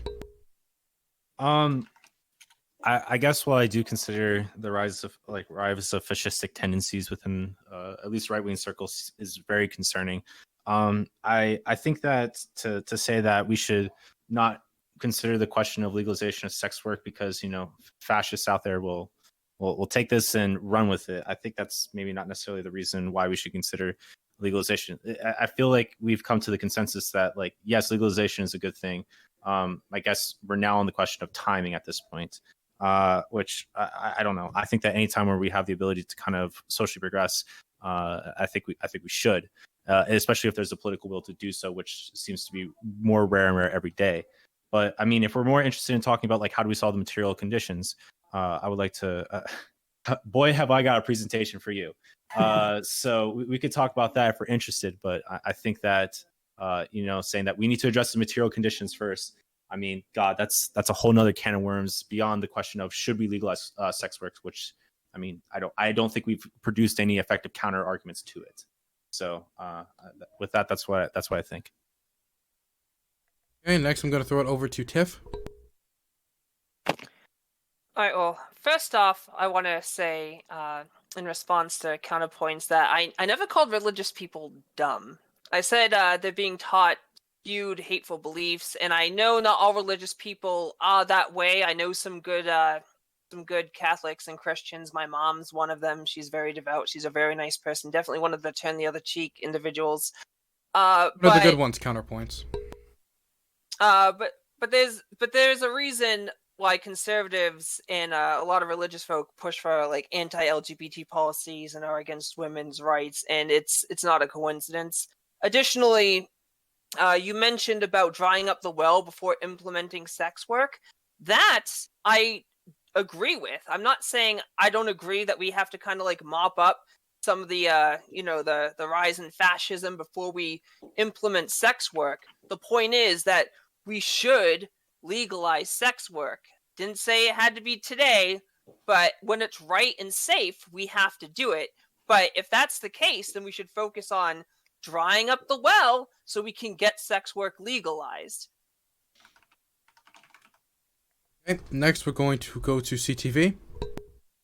All right, so we've covered a large variety of topics when it comes to sex work, but I do believe that at the core of all of this is the most based view in the fucking room, which is get the government out of this particular issue, right? We don't need Big Daddy government coming in and telling us how we're going to have the pimp tell us how we're going to work, right? Because as soon as you start advocating for government, you're advocating for a legal pimp, right? So since I believe in the rights of the individual and the individual being able to choose how it is that they live their life, I understand all of the arguments that would be said, just like I understand all of the arguments that would be said on the other side of the aisle with regard to a few different issues. And to all of them, I say, get the tip out of your ass. You don't need the government to tell you how to live your life. Make choices as a free individual, and you will be just fine, right? Most of these things come down to an issue of confidence in yourself. And what I will tell you right now, from the start, no matter who you are listening to me right now, you are fucking awesome, and you don't need anybody, including the government, to tell you that you are. Fuck them. Got it.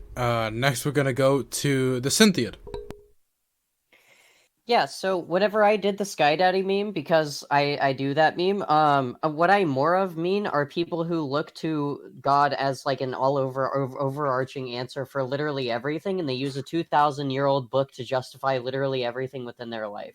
There are decent Christians, there are decent religious people who actually use, like, I don't know, secular texts and like modern theory to actually justify a lot of the ways that the Bible interprets things, which is fine. That's fine. But there are some things which are not justifiable, including LGBT hate, including like a lot of abortion, a lot of women's rights shit. Second of all, the education definitely needs to be stepped up.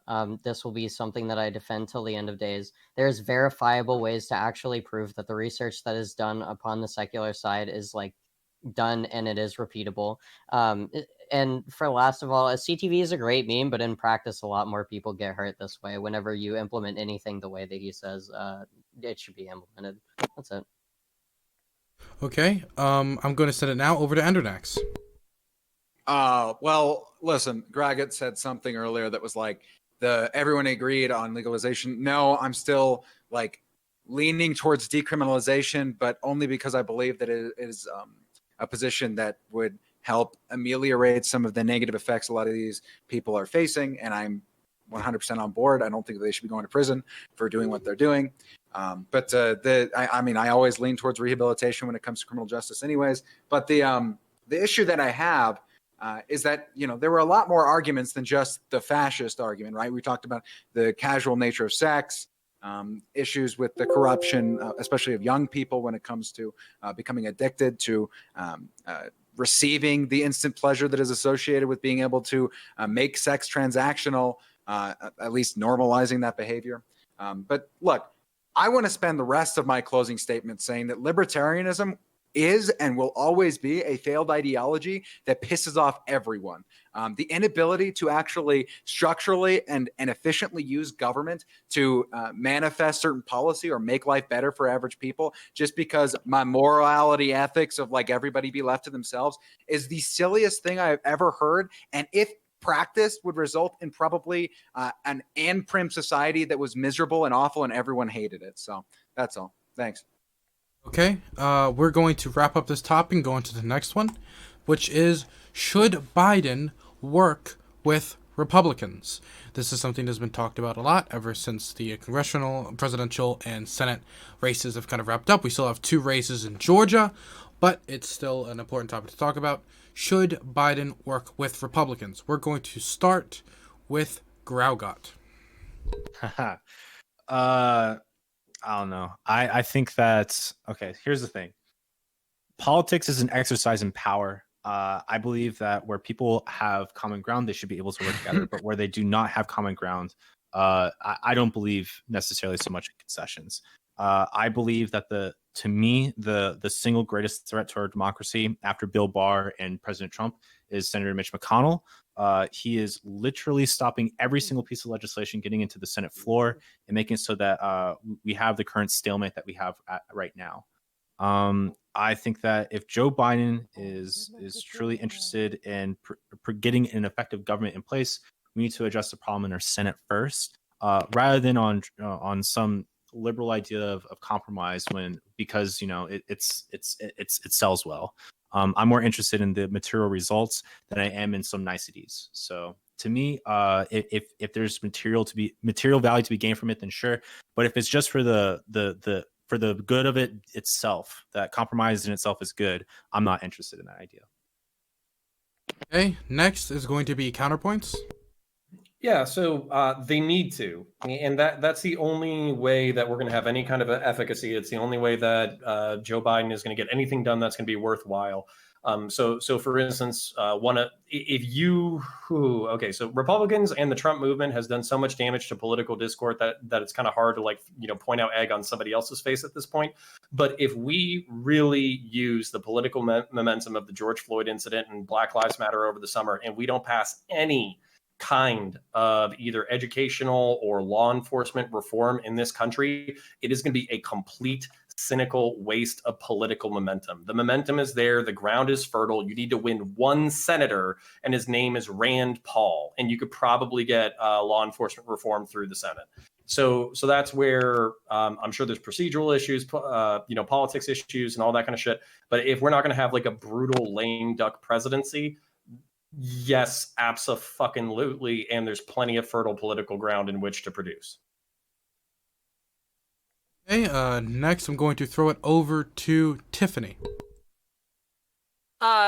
Biden's already said he'll be working with Republicans during his time in office, despite the fact that most of the Senate and House Republicans was silent as Trump tried to pull his clown coup, or the fact that Mitch McConnell already expressed how he would impede Joe Biden during his presidency the same way he did with Obama, or the fact they called him a socialist and communist the past year whilst attacking his family.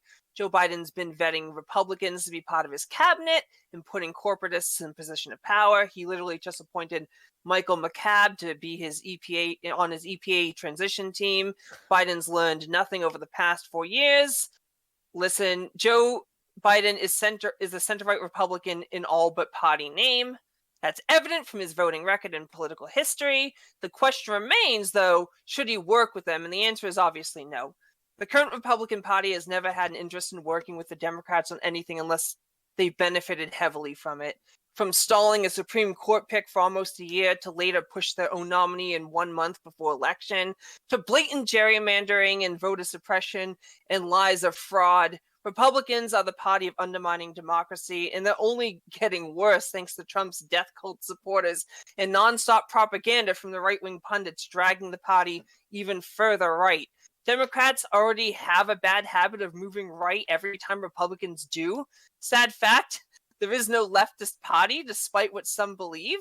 What Biden needs to do is move the Democratic Party left, and the best way to do that is to put leftists into positions of power, an obvious pipe dream.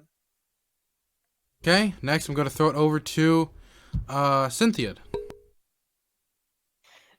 So I think particularly he probably should, at least in the Senate, as it'll probably be the only way to actually pass through any legislation that we can possibly get. I understand that Biden isn't particularly far left. The point of this election wasn't to shift the Overton window amazingly left. It was to make it so that we're not constantly shoving it the fuck right, which I think we've kind of done. But overall, yeah, I think we should probably work with Republicans in some capacity, at least in the Senate. In the House, not so much. Who fucking cares? Like, just fucking do your own shit. You have a majority. It doesn't fucking matter. If you can get one Republican or two Republicans in the Senate, you can actually just clear through legislation regardless of what Mitch McConnell says. It doesn't fucking matter. So, given that Skeletor himself still can't stop you if you do that, you should probably actually, or I guess he's more of, I don't know. He's got the black hand now, so I'm not even sure what he is at this point. I don't know. It seems like he should actually work with Republicans and conservatives on some level, so that we can pass through legislation that we have, so that we can get things actually done in the country, whereas we've been in a very, very stale position for the last 4 years and only really gotten anything done through executive order, which has been prominently very bad. So I don't really want that to happen again, even if it's through executive order on our side, given the other side can just win the next election and sweep it all away again. Okay, next I'm going to throw it over to Endernax.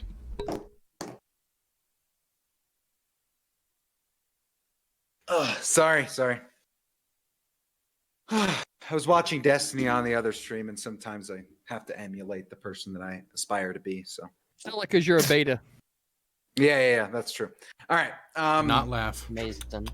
Should he? I don't know. Will he? Maybe. The answer is like, should he work with Republicans to bring about an end to the murder of tens of millions of babies in our country? Probably. But will he do it? No. Should he, work with Republicans to bring about some form of universal health care? Sure. Will it happen? No. Should he work with Republicans to give UBI to everybody during the pandemic and even after? Sure. Will they do it? No. The Republicans are going to be obstructionists for 2 years, and then they're going to blame Democrats and say the Democrats didn't do a good job of working with them. And Mitch McConnell's already orchestrating this. It's pretty fucking obvious if you look at what he's saying. And then they're going to win in the midterm because turnout's going to be depressed under Joe Biden because of course it is. There is no specter of Trump anymore to motivate the people who didn't vote before to go out and vote. So yeah, you're just going to end up with a Republican majority probably in the House, given that they won back a bunch of seats and they're not that far off from winning the House. And then they're going to have probably an even bigger majority in the Senate. And you're going to have a lame duck president for 4 years. And then we'll see what happens in the next presidential election. I wish you guys luck, though.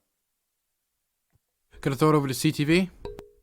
Appreciate it. I tried to make you laugh with that last one, man. I guess I was unsuccessful. You can't be successful every time, but that's the break. So with Biden working together with the Democrats, I think that would be exactly what Biden needs to do.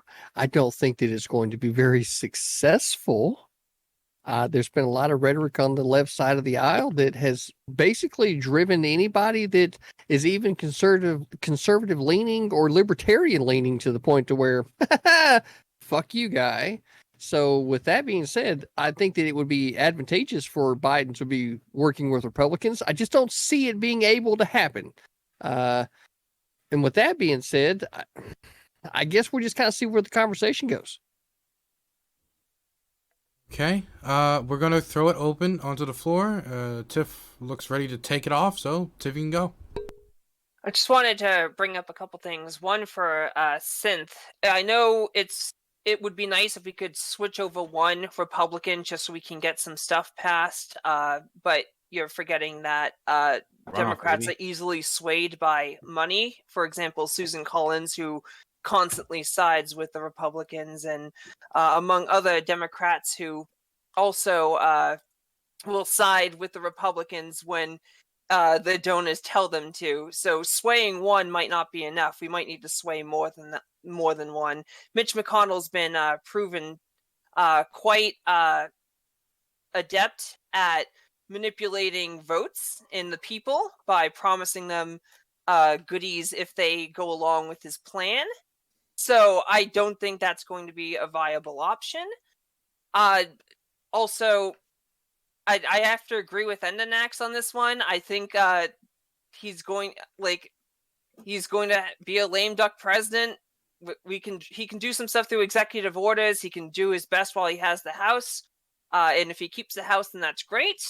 But Mitch McConnell is going to keep being Mitch McConnell. He's going to keep obstructing. He's going to keep screwing people over. He's going to keep packing the courts, and nothing's going to stop that. Working with these people is an impossibility. We can't work with them. They're in a different world now. Like, the Democrats are trying to play inside the circle of rules, and the Republicans are all the way out here. They're nowhere near playing the same ball game. And I feel like Democrats should stop playing dirty as well.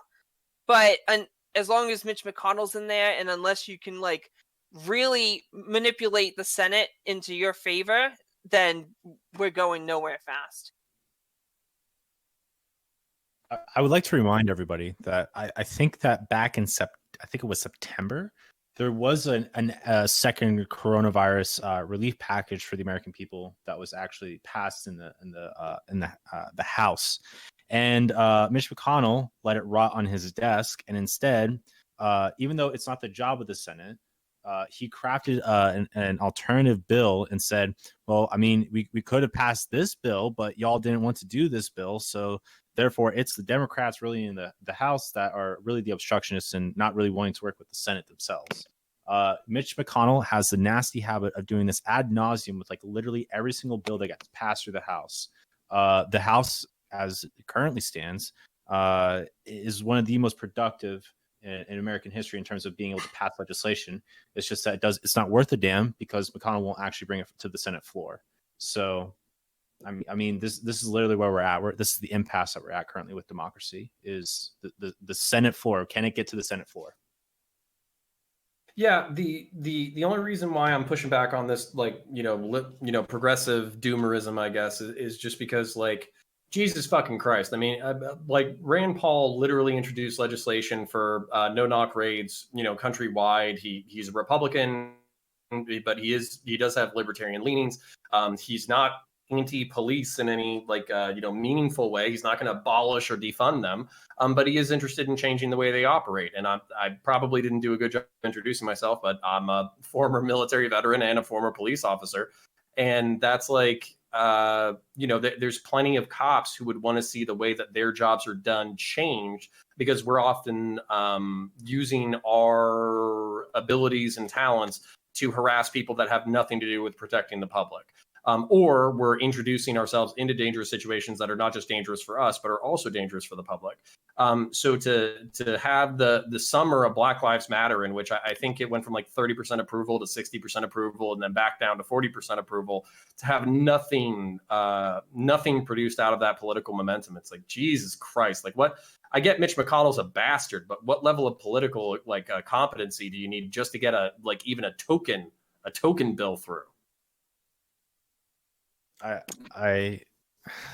mean, you can get a token bill through, but it has to heavily benefit the Republicans, and that's what Mitch McConnell looks for. Other than that, he wouldn't even pass a second stimulus bill, even though it was popular. Even though Trump was pushing for it, yeah. Even though Trump was pushing for it, and it was but it had a lot to do with the.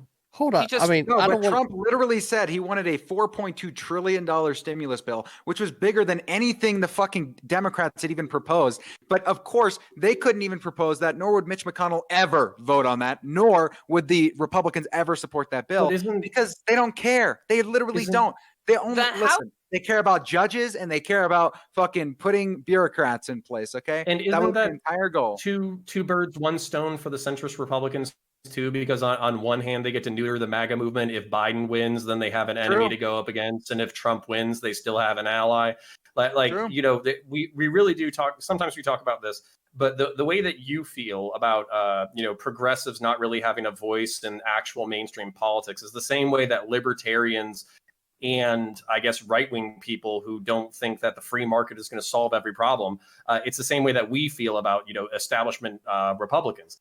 All they're interested in is getting into office, having token symbolic gestures to their own base that they can say, oh, hey, look, I did the thing. And then they're just going to stay in office forever, getting voted in perpetuity based off of name recognition. So we're in the same boat here. Right. They care about money and power, basically. That's really all they care about. Well, of course. I don't know. Right, but hold on. Mitch McConnell ran his first term as a pro-choice, pro-union moderate Republican. Did you guys know that? That was the first time he ever ran for any public office. That's what he ran under. Because he is an amorphic blob who warps into whatever can get him the most money and power. That's all he cares about. Right. So Mitch McConnell, he's a ditto from Pokemon. Suspect dude. True. So that being said, wasn't there a lot of Democrat-leaning points that were being led in this $4.2 trillion stimulus that Trump wanted to put into place that ultimately ended up not getting passed because of?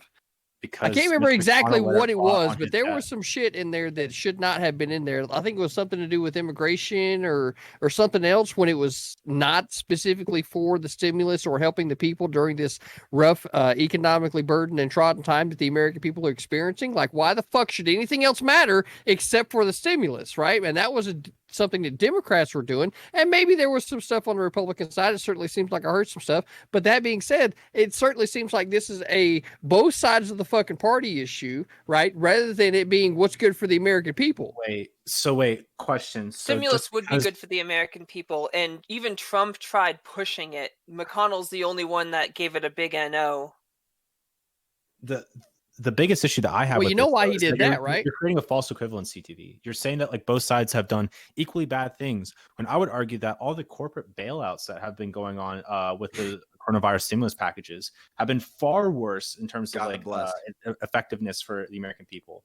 I mean, sure, if you try pass some sort of like if there was immigration legislation as a part of these coronavirus stimulus packages, that's like minute compared to all the corporate bailouts that have been given. Right. So you're just arguing the difference between. I'm arguing that like, just you're arguing the difference between like how bad the Republicans had to like how much shit they got in their packages rather than like what the Democrats actually want. No. What you're arguing? Hold on, Damon. Hold on. Right. So the difference that you're arguing between here is just the tip or the whole dick. Right. That's what you're arguing between. Right. It's just the tip or the whole fucking thing.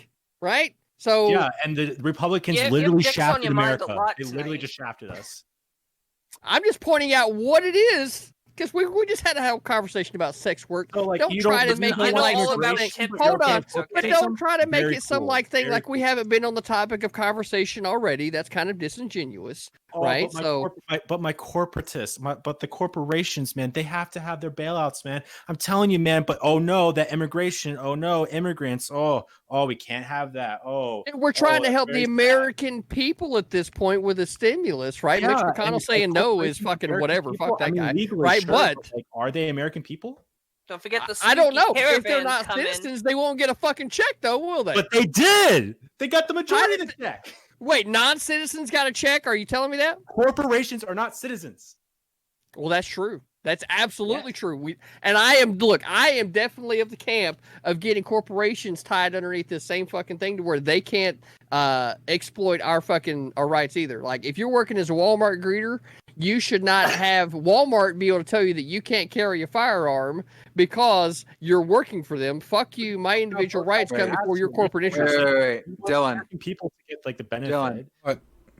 Suspect Sushi wants to know if he can come on the panel. No. Okay. Wait, why not? Because that's 4 righties, 3 lefties. Stop. Get back to the discussion, please.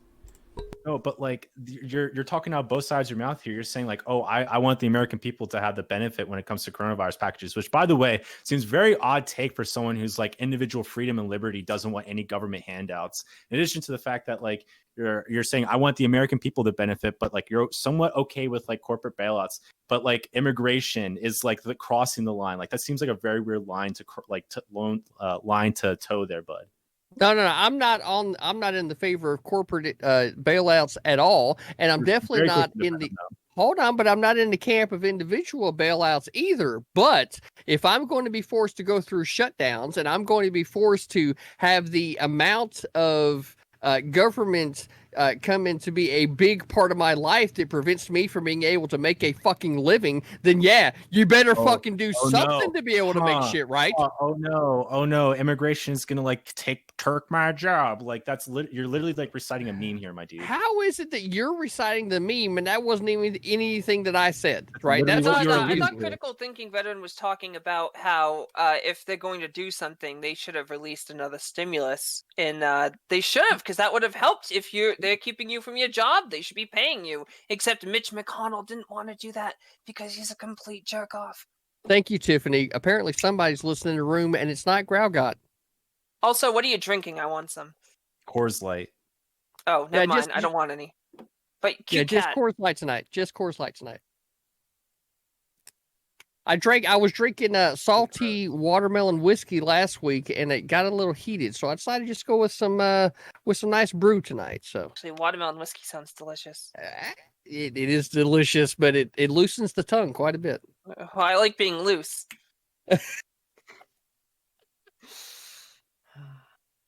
So anyway, it looks like we lost. Panel. Yeah, like where did CounterPoints go? Like I feel like I'm having to carry all the weight now. This guy is ducking out. There he is. I wasn't ducking out. I just needed some water, bud. Talking a lot is dehydrating work. Same face. This is what I'm talking about. Per water gang. Hey, ban sodas. Yeah, I have 3 lights on in this house right now, so it's very warm in the room, but you can see my beautiful face. So which be right back. Yeah, so I guess to be a non sequitur, since I was a jerk and I left, but then I came back. I'm going to bring you a destiny argument. Basically being that turns out that Democrats don't want hyper progressivism and they don't want hyper woke politics. They really do like these milk toast centrist Democrats. That's why they vote for them, disproportionately. And as much as, Twitch is a very progressive and young and virile political scene, most voters and most people in America are boomers. One of the more interesting questions that I think we need to have is what's going to happen when all these people die? Because a lot of these boomers are on their last legs. Like Nancy Pelosi is 80 years old. Nearly every boomer in the Senate and the House is, on their last legs. And what I'm worried about personally is that this lack of bipartisanship, this lack of negotiation, this, basically, I know I'm straw manning you guys, but just memeing about how stupid the other side is, and how volatile internet politics are, is that a figure like Nick Fuentes is going to be able to influence the next generation of politics. It is going to be the America First movement or MAGA that dominates the Republican Party. It is going to be the AOCs and the squad who dominate lefty politics. And we're just going to have this seesaw between hyper woke progressivism, leftism, and basically authoritarian fascist bullshit. And we're not going to be able to deal with it because we don't know how to fucking talk to each other. Lovely gift for the boomers to leave us. Damn. What I was saying at the beginning, my goal is to move more people to the left. That includes liberals, apolitical people, and centrists. All we can do, because what you said is it's a possibility that could be the way the dominoes fall, and because of that, we got to do everything we can to get the more people on our side to prevent like a fascist takeover or something like that. We're really in like a hot spot right now where we're in the frying pan, and when all those boomers go right into the fire, so have to. Can I tell you what's preventing me from coming to the left? What's that? I mean, sure. Okay. As long as it's relevant to Biden. Well, I mean, I think the conversation, that the way that it's relevant is that Biden is he's a skeleton. If a stiff breeze hits him, he's going to fall apart, and we're going to be left with the political aftermath of what's going on. So if we can achieve some level of bipartisan conversation right now, or it like if I can't be on your side and I'm trying to be as good faith as I can be, then I think that's the political problem that's going to result from a lame duck Biden presidency with all these unresolved political issues. As Trump made this rift between Democrats and Republicans so wide that repairing it's going to be an incredible endeavor. It existed before, though. No, it did. Yeah. Which is why Trump Trump came to fruition. But his rhetoric for the past 4 years did not help, especially the lies he espoused and the people How exactly did you expect that man to be able to overcome that with the type of media coverage that he was receiving for the entire 4 years, and then an investigation that went on for 2 fucking years that led to impeachment that fucking gave us nothing? Fucking nothing did we receive for all the goddamn taxpayer money that we spent on this bullshit. Fucking nothing. What do you mean nothing? We fucking put 5 fucking people in jail, dumb fuck. What do you mean? 5 people out of his cabinet almost fucked him. What do you mean nothing? Did it fuck him? No! Why does that matter? We wasted how many millions of fucking tax dollars? I do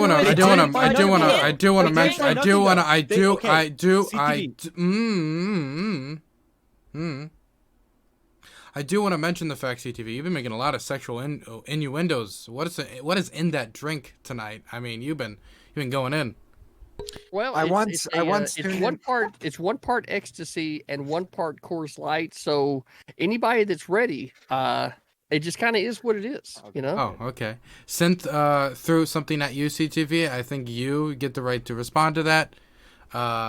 If you don't understand the question, you could repeat it. And okay, you both raise your hands. Synth, if you wouldn't mind repeating the question while I partake in my cool beverage.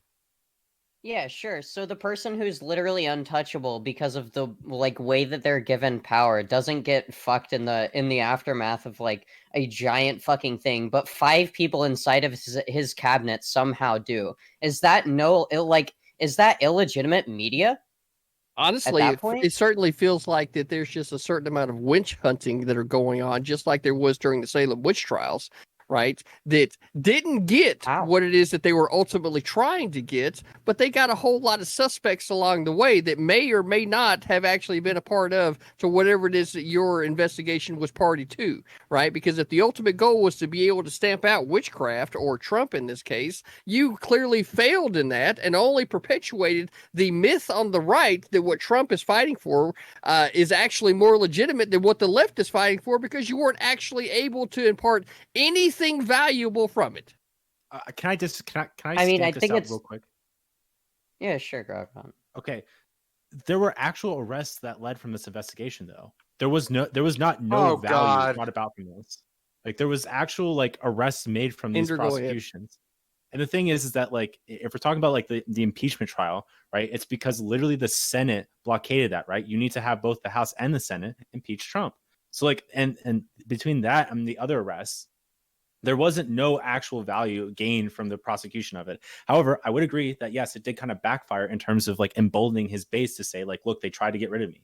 But It like, also if we're saying that it also rose his approval ratings. true, but like if we're talking about like if there's no like legal or material gain from it, like it's like just straight loss for like for Democrats. That's not entirely true. There were arrests made from this prosecution cycle. So like I just want to clear that up. So Tiff, Tiff's encounter. I feel like we're getting off topic here from the Very. initial topic. First off, Well, hey, wait, Biden hasn't won yet. That is very true. It's I'm not over sorry. yet. I couldn't so- resist. So I want to have CounterPoints continue telling me what's keeping him from going to the left, and I want to respond to that because he never got to tell me what's keeping him from going to the left, and I'm curious. So I'll try to give you my top three basically, but Oh, I thought it was Not- one thing. It's three things. oh yeah for sure. Okay, But go. I'll try to be brief with each one. So number one, I'm not convinced that socialist economics work. Like I'm convinced that maybe market socialism is ideally a better solution for society where we don't have an owner class that's completely separated from the rest of society, hogging all the wealth, all that kind of bullshit. But I've never seen a socialist society implemented that wasn't a complete shit show. So basically the Nordic model I'm down with, but it's arguable whether or not that's just capitalism with a high tax rate versus it being socialist. So if you wanted me to be like a sock dem or something like that, sure. But if you wanted to move me all the way to socialism, I'm not Can I answer them one at a time though? Praise be to Sure. Odin. Okay. I understand. That's why we can't just jump from here to socialism. I don't expect that to happen either. But I do expect us to at least push towards SOCDEM policies, that they would want that other countries have. And then once we get there and everything's sorted out and everything's good to go, then we can see about possibilities of improving. If nothing needs improvement, then I'm happy staying there. But if there's things we can do to improve socially, then I think we could try for it, plan it.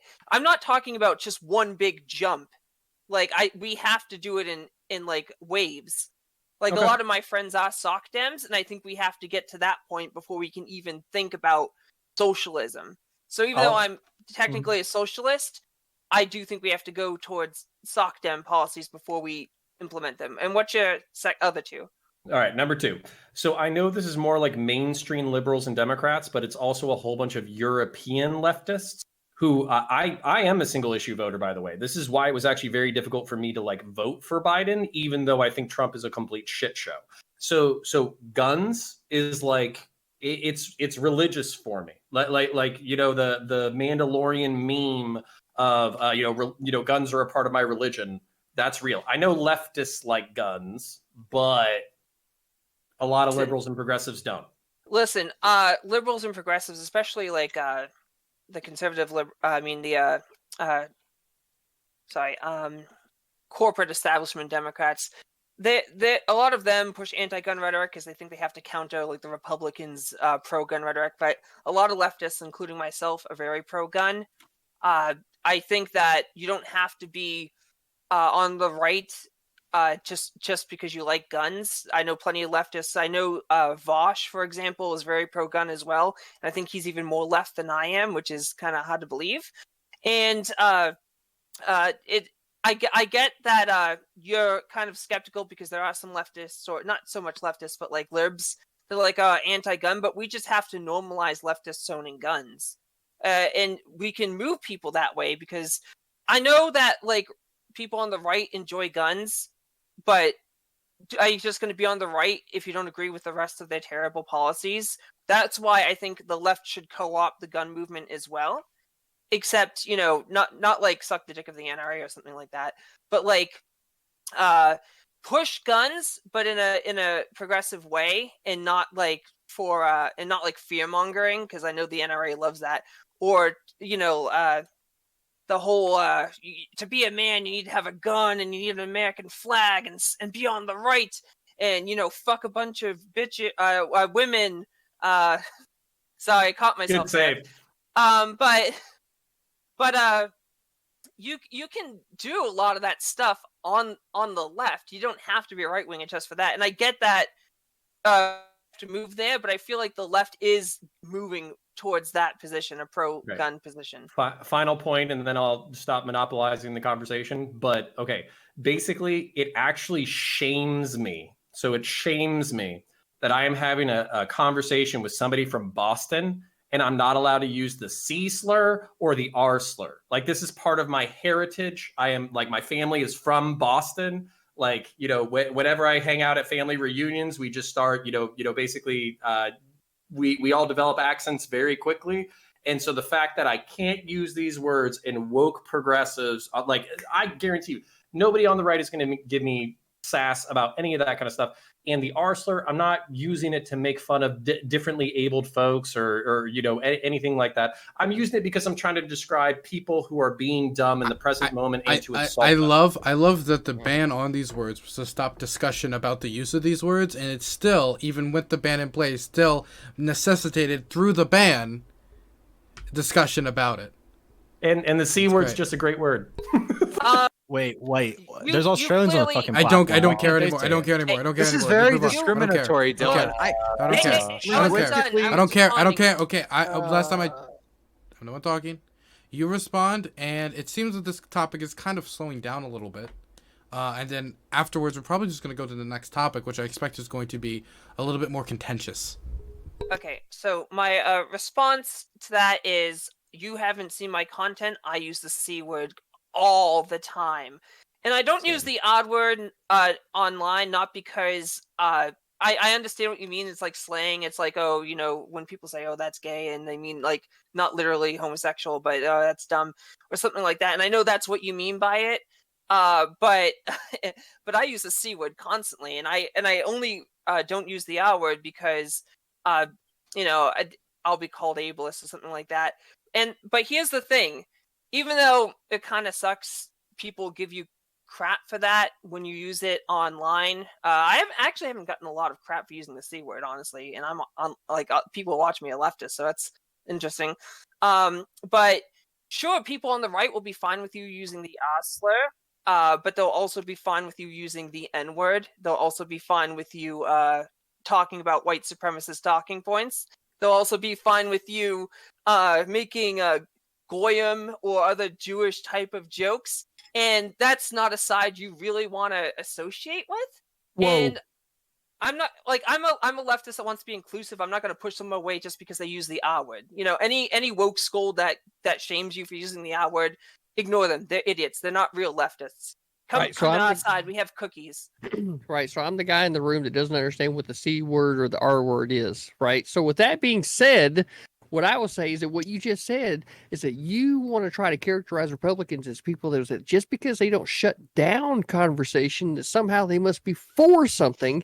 So I'm going to go ahead and clarify that most people that are on the right would say that they are for freedom of speech so that they can find out exactly what it is that other people are thinking and allow them to out themselves as fucking racist or whatever it is that they are, so that we know that, okay, they're in that fucking category over there. We're not going to take them to, like, we're not going to bring them into our fold because clearly they got some fucked up shit going on over there.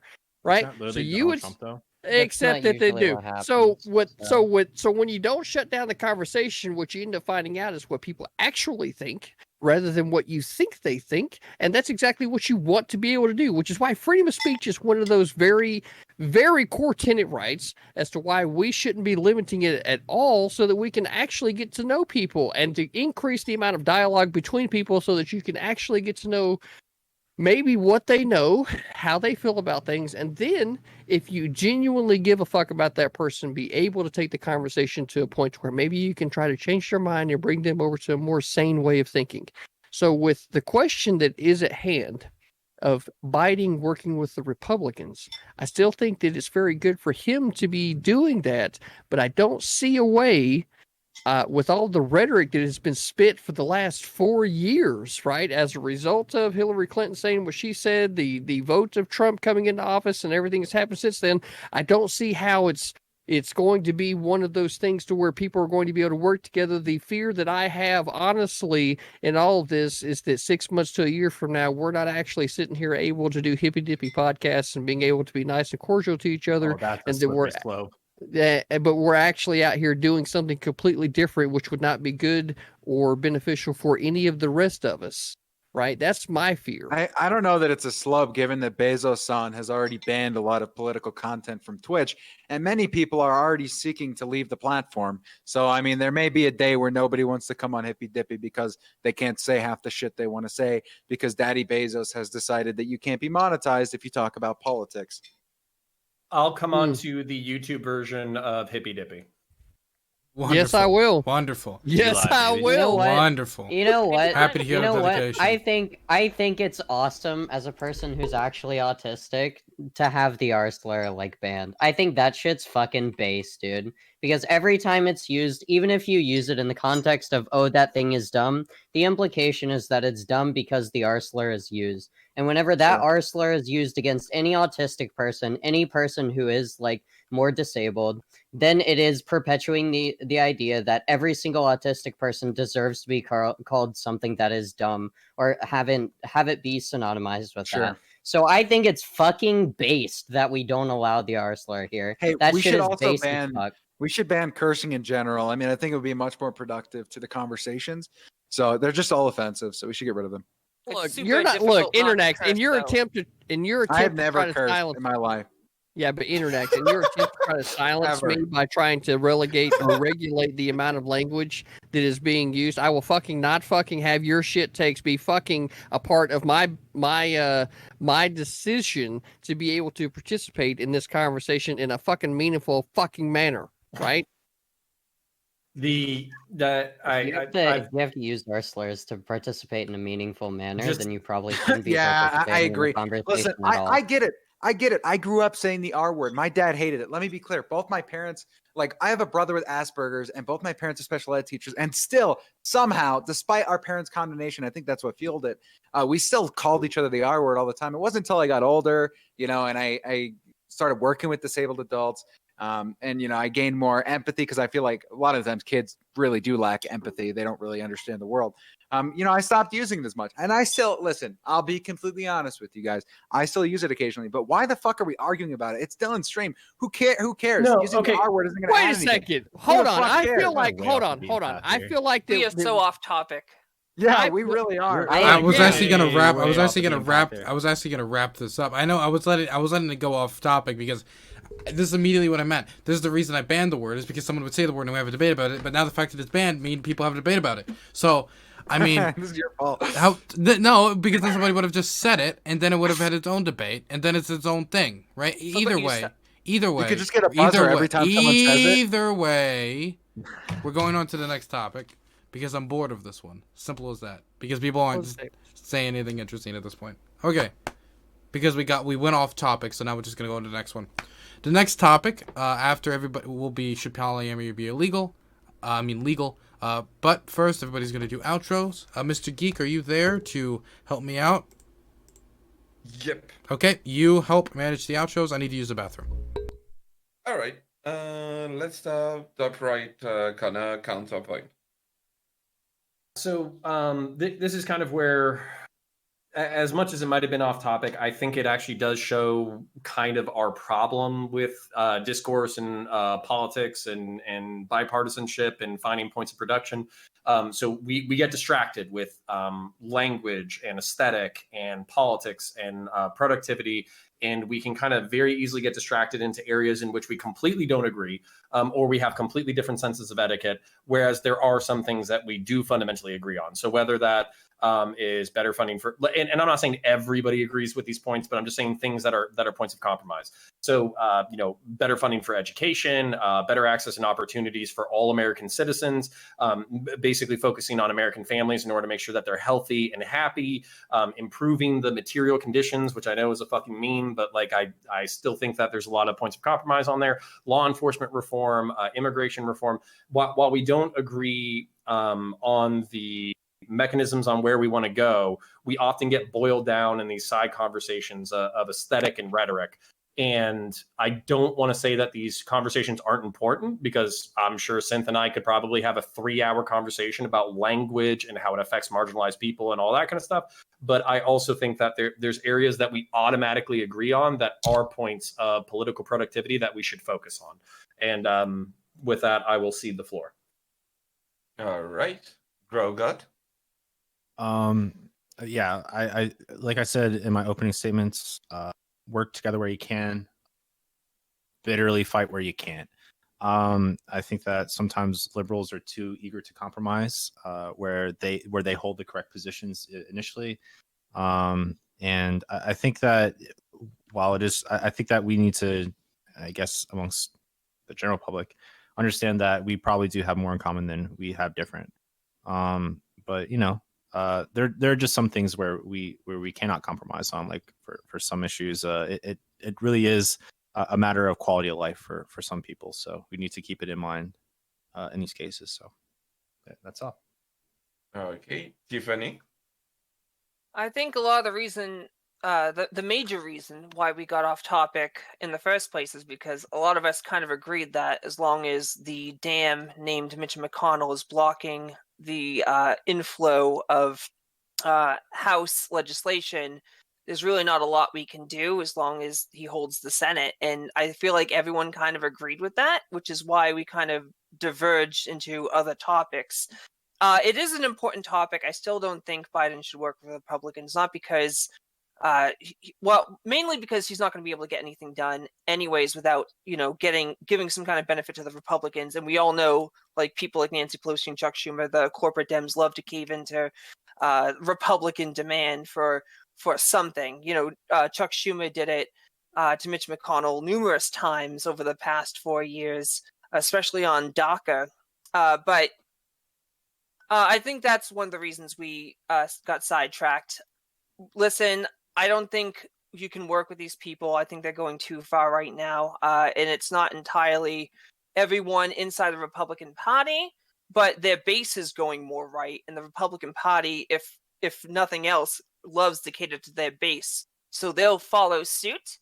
And if they move right, so will the corporate Dems, because they're not really leftists. They're pretty much Republicans that mostly don't hate gay and brown people, and that's where we're at right now. So there's really not a lot we can do. Hope for the best, I guess. All right, CTV. Yeah, so we kind of covered a lot of points. I am glad for the participation of everybody on the panel for this particular topic. I do feel like that there's a word that encapsulates how we got away from Biden and the topics that they ended up discovering. The definition of that word is delay or hold back in terms of progress, development, or accomplishment, right?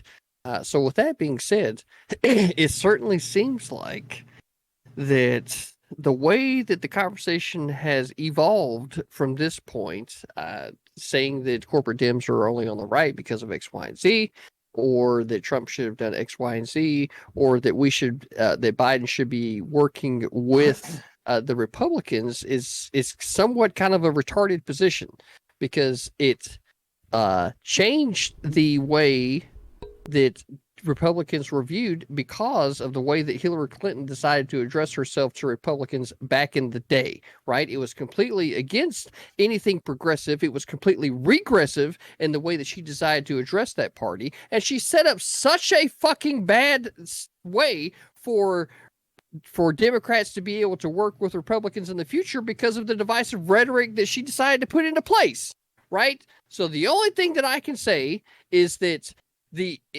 entire idea of Biden being able to work with Republicans is a good idea. However, the divisive rhetoric that came from the Democrat Party has only done such to divide the people, and has not done a damn thing in order to try to bring people together. This has been a talking point from the Democrat Party as a whole, and the Republican Party is not the party in which Tiffany described. It's literally, honestly, at this point, a party that Trump was able to come in and kind of commandeer because the Republican Party didn't have such a driving force before that, which is evidenced through their nomination of Mitt Romney in 2012. Right? So that's clearly where we're at with the Republican Party, and Biden being able to work with it after Trump having come in and kind of given the direction is honestly just kind of retarded. CTV? Yeah. That is a word not to be used. Oh, that was the R word. I fucking told you I didn't know what the R word or the C word was. My bad. What else could the R word have been? Fucking if I know. Racist? Fucking, I don't games know. Now. I literally don't know. Well, So my bad. I apologize, Dylan. It was not my intention, but I will refrain from using the word in the future. Thank you. Next is, I believe, Synth. Have you got to talk yet? Not yet. Okay. I like how the person who gave the most inaccurate description of the Republican Party was also the person who didn't know what the R word was. Yeah, I think that as long as Mitch McConnell is the dam that is blocking the Senate, it's insanely hard for us to do anything at all. If that dam actually gets let up in any sort of way, shape, or form, then we can have some sort of consensus, and we can actually come to helping each other. Apart from that, we won't be able to do much. Again, I'm really glad that we had this conversation about the R word. I'm really glad that someone couldn't even interpret the words disabled and autistic in the same word as the R word, and not actually mean that to mean what it is. That was actually really, you've added some to my day. Thank you. Yeah, that's it. Okay, next I'm going to throw it over to Endernax. Why are people arguing about slurs? That was not the prompt of this Hippie Dippy podcast. What a bunch of irresponsible people you platform, Dylan, who just disregard your rules and your guidelines for how we should go about talking with each other. The prompt was, and let me remind Synth and CTV and everyone else arguing about this stupid slur nonsense, where should Biden and Republicans work together, or if they should whatsoever? And I believe that they should work together to ban Dylan Burns TV from the Twitch.tv platform for enabling this rhetoric. Thank you. That is all. Right, so let's go ahead and recover Twitter's... Whoa! It's not your turn! No, you're right, but I'm not going to let you speak bad about Dylan in the same fucking sentence, right? You might be the emperor of the Maxis Empire, right? And I might be the chief of naval operations, but you're not going to sit there and slur Dylan Burns TV when he put the fucking Twitter post out a fucking week ago, right, to tell us what the questions were, because the question that you cited is not the question that was asked. Yeah, don't slur Dylan like CTV slurred. My emotions are so all over the place. I don't know what to think. I'm here. I don't know what to think. We're just gonna go on to the next topic. I'm just so confused emotionally. I think that's fair. Not so fast. Real quick.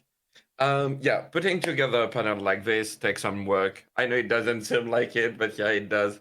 Like there's a lot of work that goes into it. So yeah, please support Dylan Burns TV.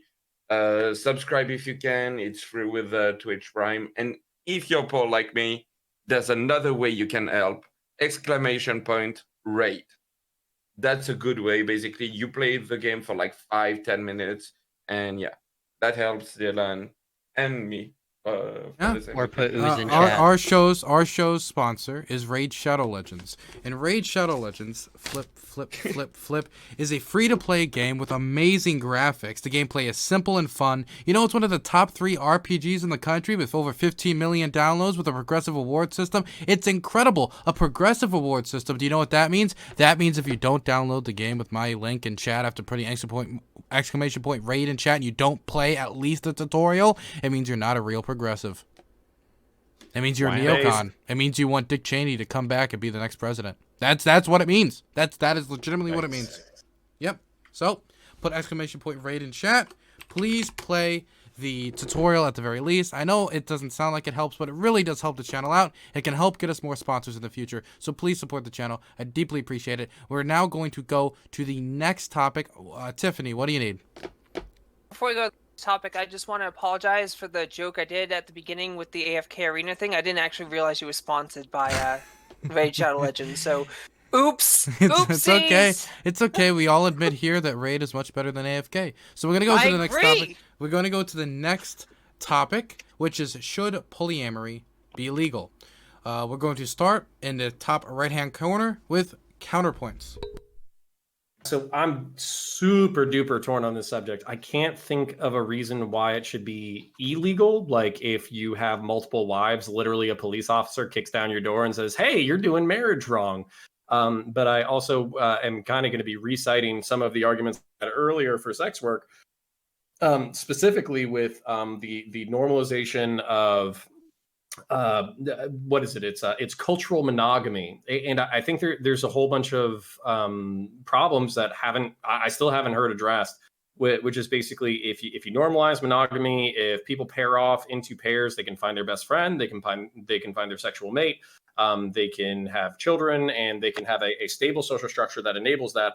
And polyamory or polygamy kind of presents some interesting sexual issues. So I'm a sexual Democrat. I'm a sexual leftist. I think everybody should have access to the means of reproduction, and I'm worried that if polyamory or polygamy are normalized, then there might be some people who are left out. I'm not saying enter into relationships that you don't want, but that's kind of where I'm at, and those are my concerns. Okay, next is going to be Graugott. I also feel very torn on this because on one hand, I really don't care how you choose to conduct your relationships, but now we're getting the state involved in all this other garbage. It becomes really hard because typically heteronormative versions of polyamory, where you have a central male who has several wives and maybe over time will get more wives collectively. It seems that when we look at studies in other countries, particularly in Africa and the Middle East, that tends to have pretty detrimental effects towards particularly the children, and also can lead to some mental anguish for the wives themselves that they may not otherwise have in monogamous relationships. But most of them seem to be consensual. But then again, some of the reasons why they would get into a polyamorous relationship is for economic reasons, and it's just a real mess. So in this, I'll make my position this. I'm not necessarily convinced either way whether or not we should give legal precedence towards polygamous relationships, but certainly I'm not going to make them illegal to conduct. So I don't know. That's where I'm at. Okay, and next is going to be Tiffany. Sorry, I was just writing something down. Should polyamory be legal on a federal level? Yes, it should, because again, freedom. Polyamory has been around longer than monogamy. Polygamy was practiced in China as well as Polynesia, India, and ancient Greece. Polygamy was also practiced by Hebrews, Native Americans, and West Africans. Monogamy was actually common practice up until the Roman Empire and the Roman Catholic Church imposed the rule of having just one wife or husband. Currently, we have over 2.4 million people who identify as poly, not including closeted poly individuals. That's more common than gay and lesbian people, who at the moment have the right to marry the same sex and are federally recognized. Whilst doing research, I was surprised to find out that there are over 42 books on polyamory, so it seems pretty legit. Best of all, polycues don't impact non-poly people's lives in any way. I personally prefer monogamy or open relationships, but if people want to be in a polycue, they deserve to be treated just as fairly as married monogamous couples. Monogamy isn't like Pokemon. They're not trying to just collect all the wives, gotta catch them all. There's a lot of poly couples where they only have like 1 or 2 wives or husbands. It's not like they're collecting like 15 at a time. And to bring up Graugott's point, a lot of the issues he mentioned could also be found in 2-parent households as well. Okay, next I'm going to throw this over to Synth.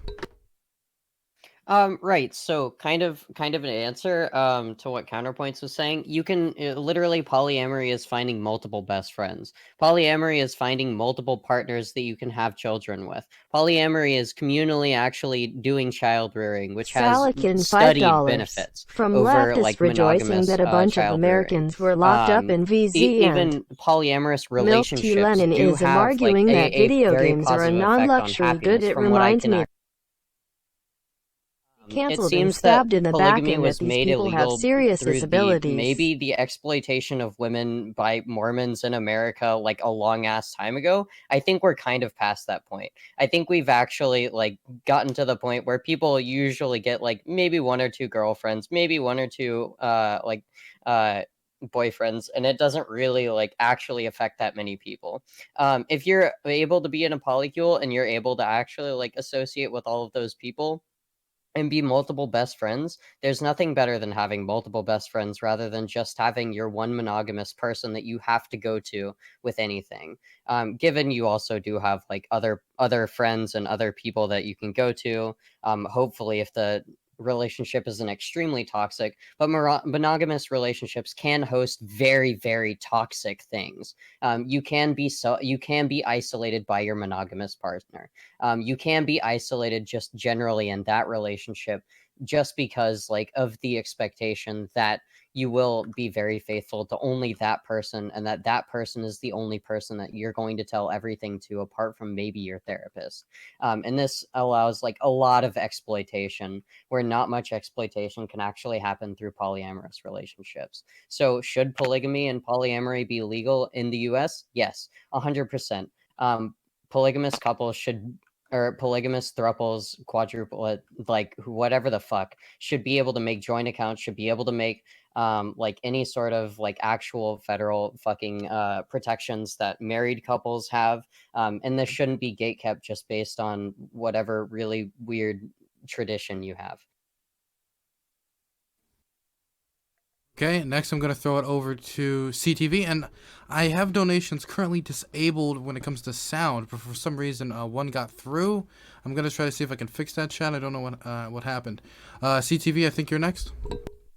Appreciate it, Dylan. Polyamory, right? This issue is not a new issue. I really feel like that a lot of people tend to forget history, which is where I like to come into play. The Republican Party was founded on 2 principles, the first of which was ending slavery, right? That's pretty based, right?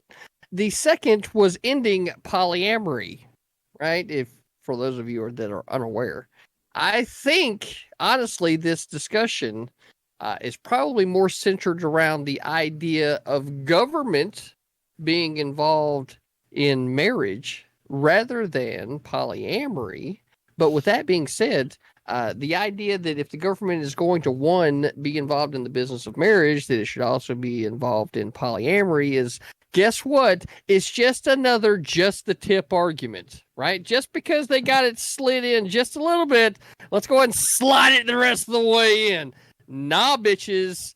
Government needs to get out of this shit. I'm so tired of them trying to co-opt a fucking word which is clearly associated with religion, and there definitely needs to be a separation of the church and the state, right? So with that being said, I hope that we have a great and meaningful conversation moving forward about the topic of polyamory and the government. Okay, next is going to be Endernax. You know, I was sitting here talking with my chat about how much I don't care about this issue, and I really don't give a shit. But I'm just gonna say some like things that I thought were funny while I was doing this. Yeah, polyamory activists are just like closet theocratic fascists. They want all the Mormons to just have like all of these trad wives. It's kind of based actually. So I guess I'm in support of polyamory just so that the Mormons can have their trad wife army. But like. I don't know. To me, it seems pretty obvious why culturally we enforce monogamy and why the government didn't allow these relationships to take place and why like Utah's statehood depended on them getting rid of polygamy.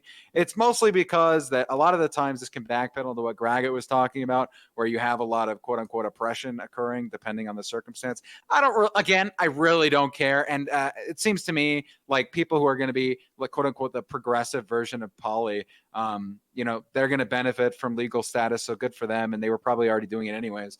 So, might as well just let them do it. But hey, who cares? Also, this subject is, who cares?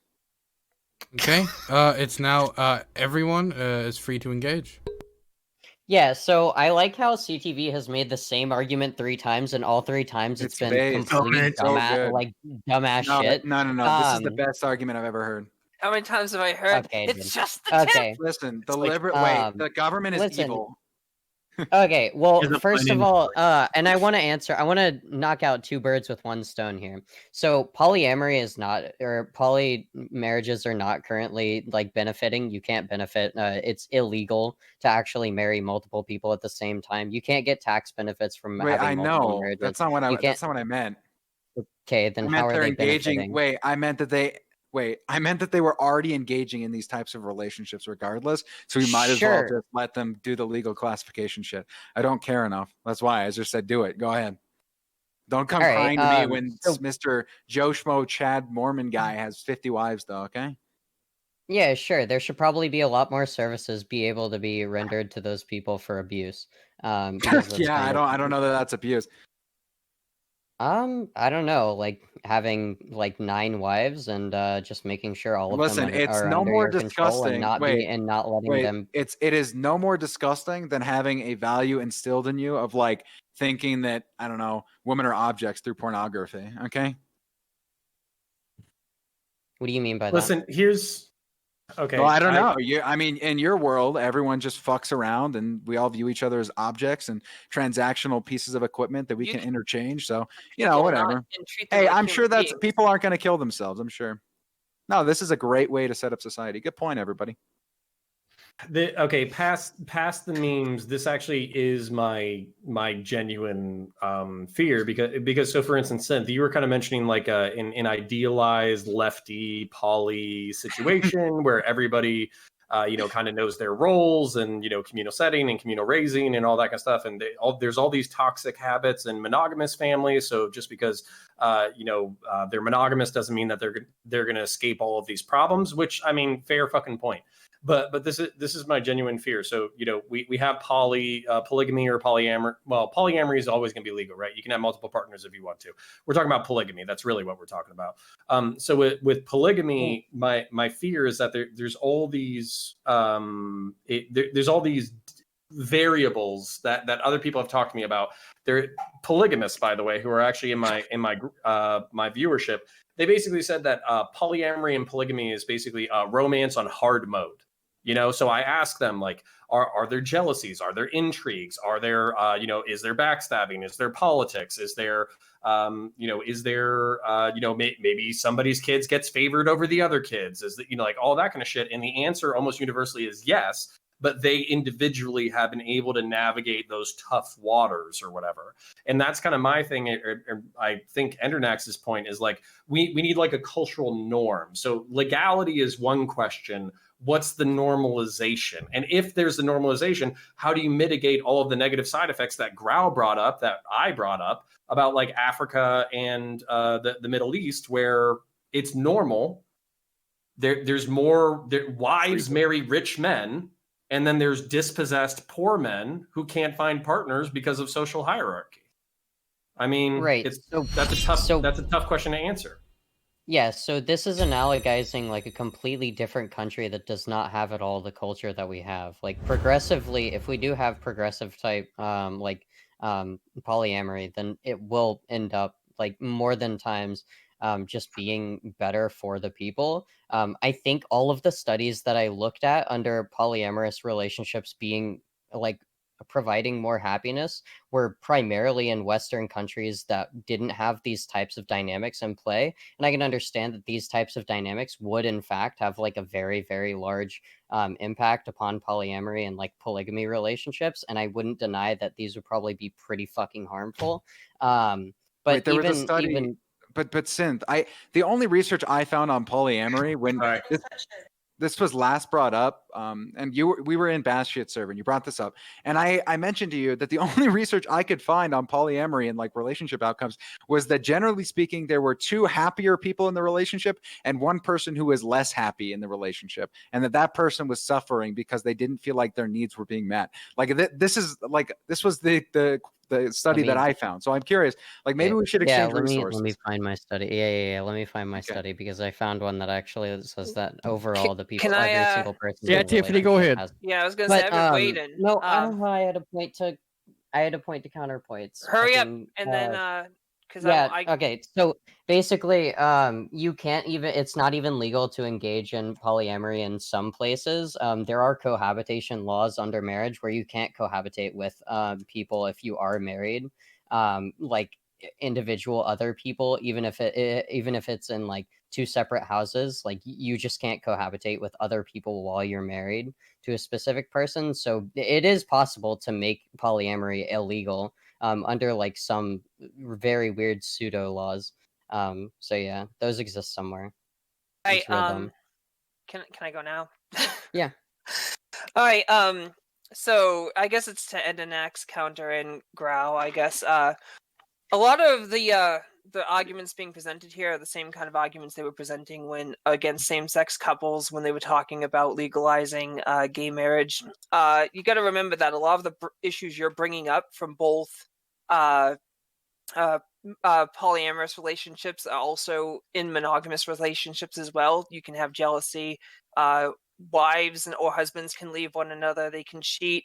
There could be like a love triangle of some kind without polyamory. And that's the point, is that even though there are some issues, like you were saying, rough waters counterpoint, they can get through it just like monogamous couples get through it. And you're saying that you want a norm.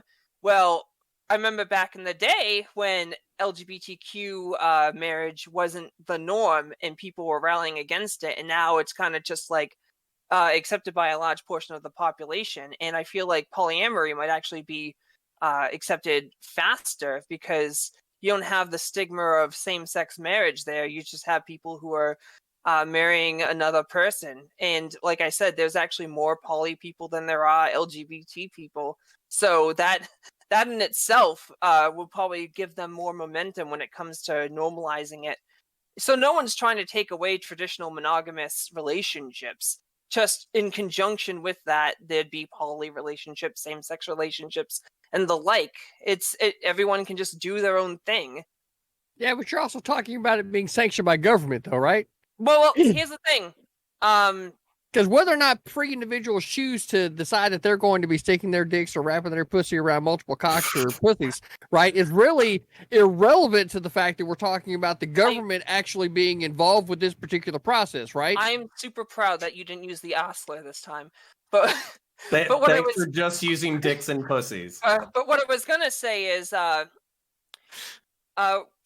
if they're going to be recognized on a federal level, I'm not going to make those rules. That I'd leave it up to them to do it, and I'm sure they'd come up with a fair way to do so. But same-sex couples are recognized federally, and I think everyone should have an equal shake. Maybe I obviously don't think they should get more treatment just because they have more partners or anything to that extent. But there's some way we could probably balance it out where everyone's happy and they're recognized. Because you got to remember, government's already involved in this CTV. You were saying you don't want government involved, but they made it illegal. Like, it's illegal right now. So the only way to undo that is to get the government involved. We need them. No, the way to get it uninvolved is the fucking get it uninvolved. Pull the tip out. Right? That's literally how that works. Pull the tip right? out. It's not to say, oh, well, we got, hold on. It's not to say that we got just the tip in, right? So let's just keep going. It's like back that shit up. All right. So, all right, hold on. I want to address this. Okay. Everybody quiet. Okay. Raise your hand. There was a lot of people talking. If you want to talk. Okay. Counter, you're first. Then Grow, then CTV. Okay. Okay. So I feel like we're conceding some smaller ground because so the way that I conceptualize force, the way that I conceptualize government and law is when should a man with a gun show up to force you to do something? That's how I conceptualize law.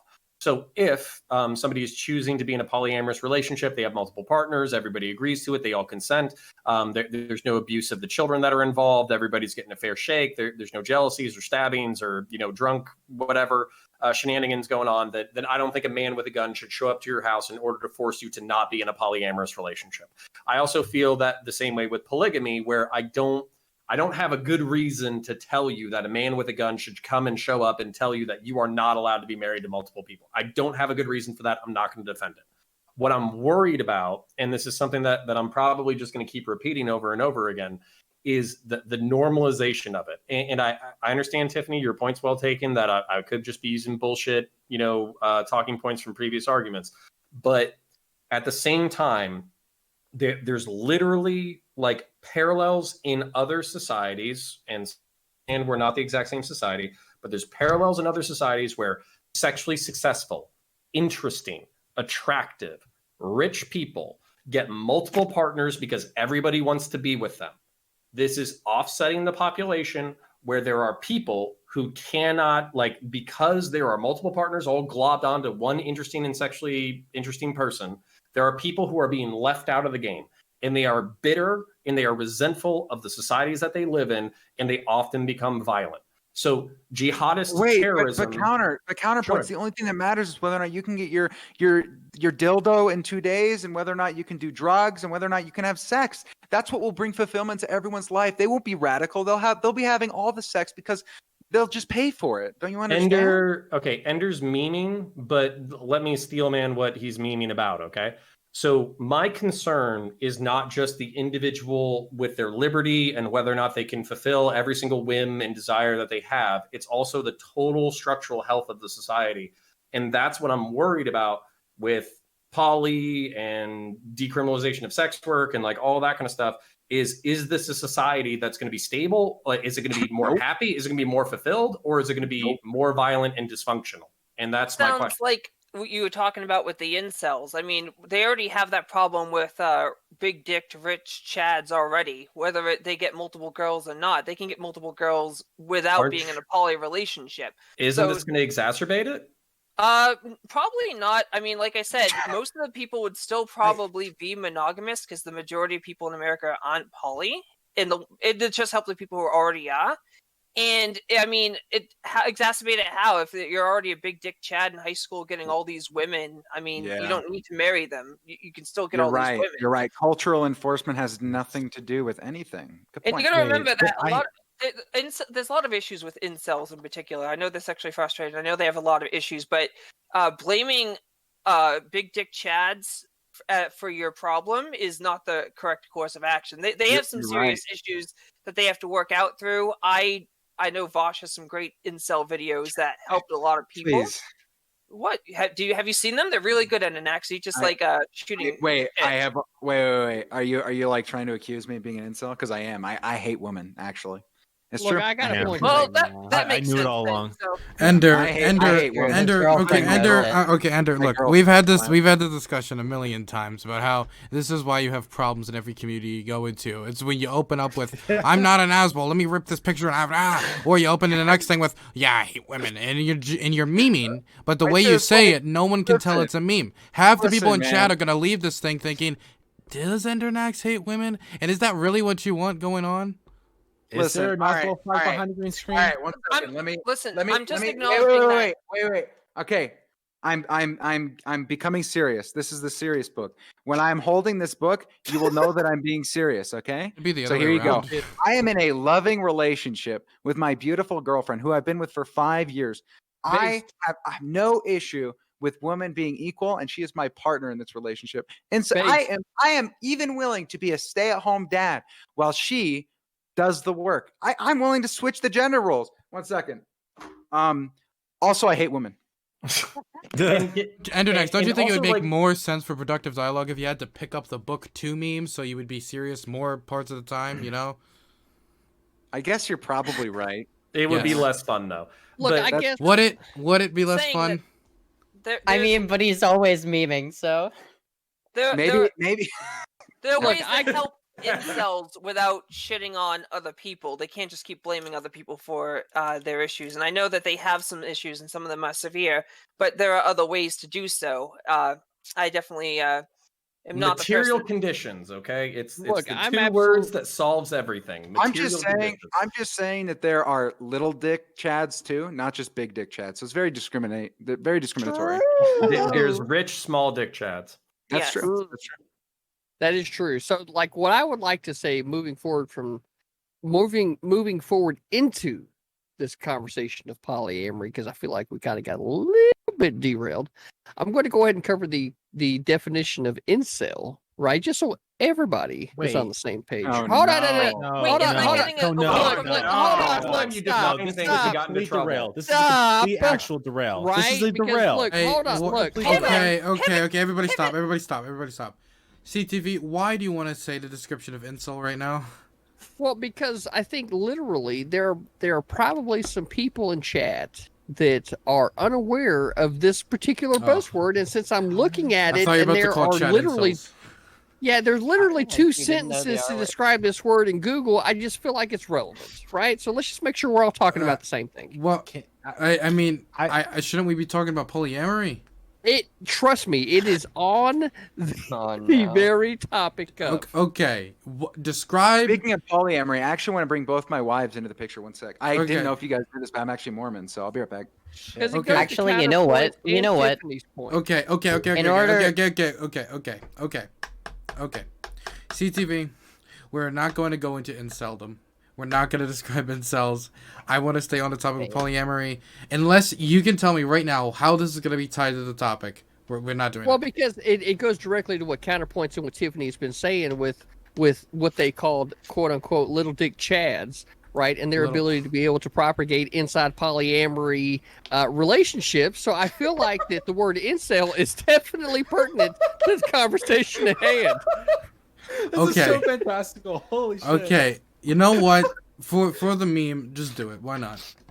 All right, so an incel There is a was- member of an online community of young men who consider themselves unable to attract women sexually, typically associated with views that are hostile towards women and men who are sexually active. So who on this panel has been hostile towards women? Right? Hold on. Is anybody pointing at me? Because I don't feel like I've been that bad. Make sure I'm Jesus pointing the right direction, right? So with that being said, what I'm going to say, right, is that while there are some people out there in the world that may be experiencing this particular type of affliction, I think it's important. It's an important conversation to have when it comes to actually propagating the species and holding back from this idea of the government getting involved in the idea of marriage, right? If individuals choose that they want to engage in polyamory activity or polygamy, as CounterPoints has pointed out, and I think maybe I said it, but I'm not sure, polygamy or polyamory. But that being so, with that, I would say that we need to be being very careful with what we allow the government to get involved in, because I believe in every member of this panel, and I believe in you, every member of the chat, to be able to make the decisions that is right for your life and not have Big Daddy government telling you what to do. Here's the real solution. I think we're missing something here. I think that I'm just wait. I'm just wait. One second. What you got? You didn't even get your 2 wives. I know. And you I'm so muted yourself. disappointed. What a fake. I'm fucking I can't even hear You're a him. I can't fraud. even. Okay. Tiff, I think you were raising your hand, Tiff. I was. He's yelling. To get back on topic, it should be legalized because, like I said at the beginning, freedom. It literally doesn't harm anyone who's monogamous. All the issues that you could find in a poly relationship are parallel to a relationship in a monogamous relationship, whether it's same sex or not. So I don't know what the hell Endernax is doing. He's a Zoomer. He's dabbing. I thought he was like trying to do the YMCA, which yeah. He might. I mean, he did say he hated women, so I just think it's kind of weird that you have to assert your dominance over women by telling them you have a larger dick. That's just kind of a weird one to me. I don't even believe him, honestly. I think neither do I, actually. But I mean, unless he's like above 8 inches, I think he's memeing. I mean, literally, if we're going to be talking about that particular issue, Tiffany, I've seen some videos, and let's just be honest here.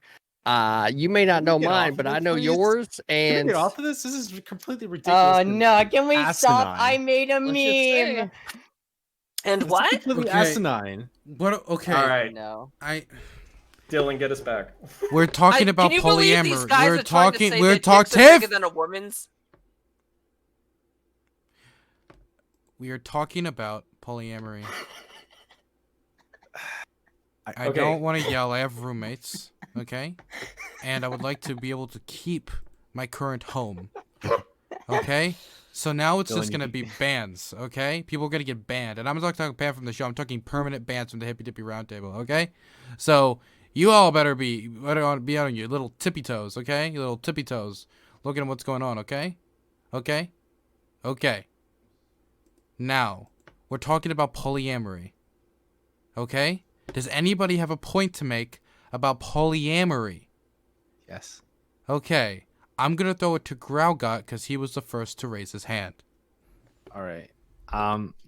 Rewind like a century. All right. Back to where we were talking about with like the social fabric of society before we got into literal dick measuring contests.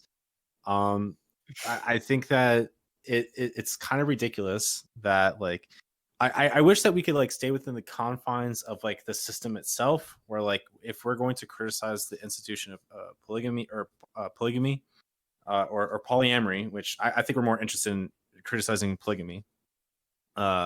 You need to. I wish that we were able to criticize what happens internally within a polygamous relationship or a polygamous marriage. I guess I don't know. Rather than like trying to allude to some greater societal structure, which I don't think either side has any real like data or evidence to kind of allude to, because I think at that point we're just operating off of conjecture. I think that I've seen material studies that show that when we're including the effects on children, typically like they tend to look at polygamous relationships and see that as the only form of relationship, in addition to the fact that they also tend to have some sort of trauma associated with being in these polygamous relationships that you otherwise wouldn't have in a monogamous one.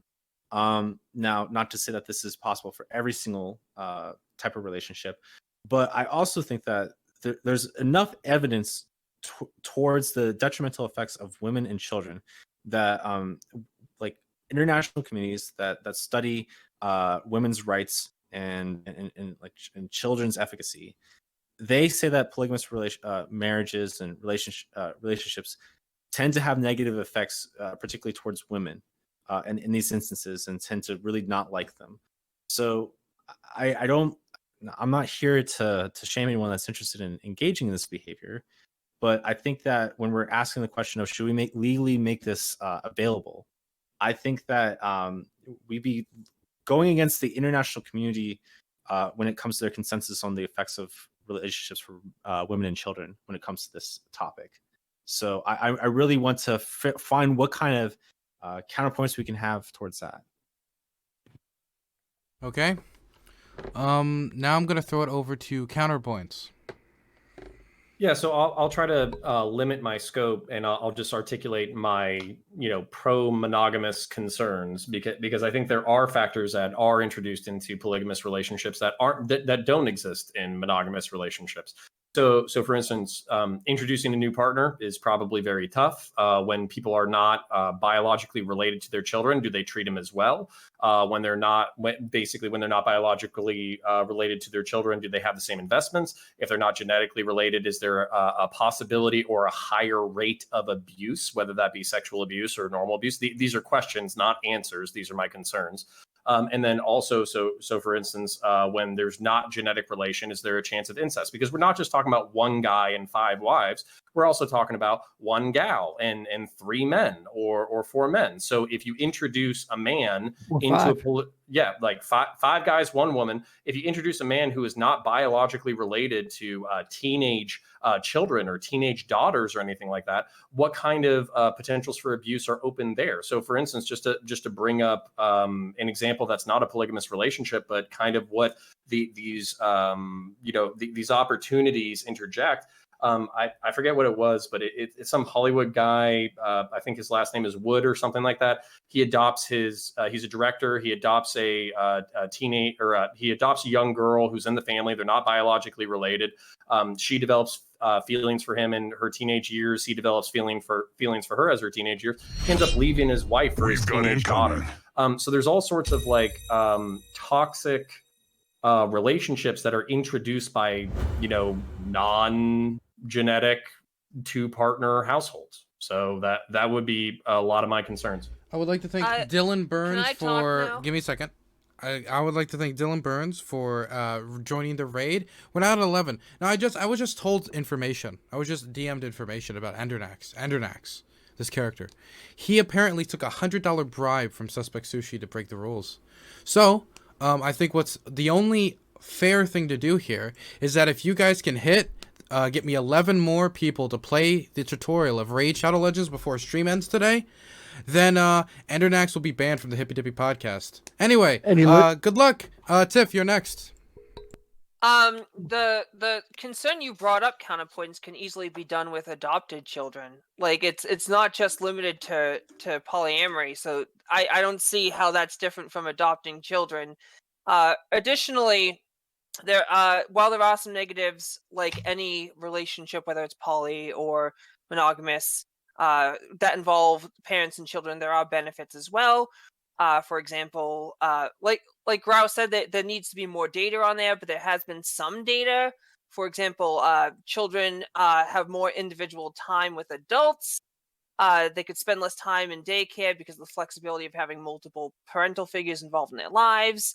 A greater diversity of interests available from adult figures that help them foster a variety of hobbies and skills, stuff like that. So you're going to have some negatives no matter what, but the positives seem like they outweigh the negatives. Sure, you're going to have maybe some siblings will be upset when a parental figure splits with the husband, but you'd get that if it was just this like a mother and a father, and the mother left the father. If anything, if you have like 3 mothers and one of them leaves, the other 2 will be there to comfort you. If anything, that's even better.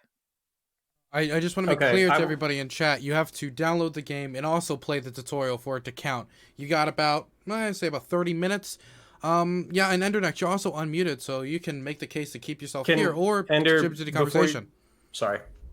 Well, I'm You can just go, gonna Counter. say, Dylan is a sellout as well. Even though I was exposed as a sellout, yeah, and he's an even bigger sellout than me because at least I don't pander like shitty wonderful mobile games. Damn, Yeah, bro. or Right, adding, and or on to the adding next point, horrible right? ooh So, emotes. hold on, Just hold all on, of the everybody. ooh emotes that he added. True. Right. Hold so up. from here on, hold on. I think it's important to be said from here that if CTV, a 37-year-old non-interested fucking man, can actually go and download Raid Shadow Legends and participate Wait, in order I to did it support. too. Shut the fuck up, Ender. I'm talking.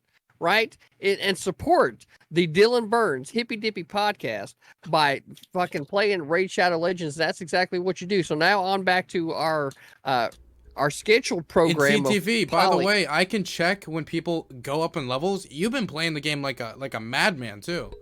I'm a fucking champ. I don't know what to tell you, bud. So, with that being said, polyamory, Tiffany, I get Hey, your points, CTV, right? CTV, Fuck. can I jump in since I want to direct? I really the hadn't direct- gotten into my point. I was still I shilling. would like to see right? CTV So, finish and then counterpoints. I'll write your name down. Yeah, I'm with you counterpoints for afterwards, but Tiffany, like, I realized what you said over there about, like, if there's adverse, We'll never- if there's adverse things that happen in a relationship, then that's just the way that it is. But what I will tell you as a man, being married, right? Being married twice, actually, keeping a woman happy in the house is not such an easy thing to do, right? So keeping multiple women in the house can be problematic, and just being able to say that, well, that person just didn't work with it and go on, and then the kids that are left there in the situation, that they don't matter or their opinions don't matter on the family unit, I think that's very irresponsible to say. And on the flip side of that coin, whether it was the alpha matriarch with 4 or 5 different men, maybe she had a child from each one of those men, and then something breaks down there, and then that man is now out of the child's life simply because she had a problem, or because they had a problem together. This is like the core root of this polyamory discussion when it comes to family units, right? Can I respond to that since Counter, are you fine with ceding it to Tiff to Well, respond? no, because I'll probably back up with CTV a little bit, so Okay, Tiffany counter, could probably and then address. Tiff, you respond to that.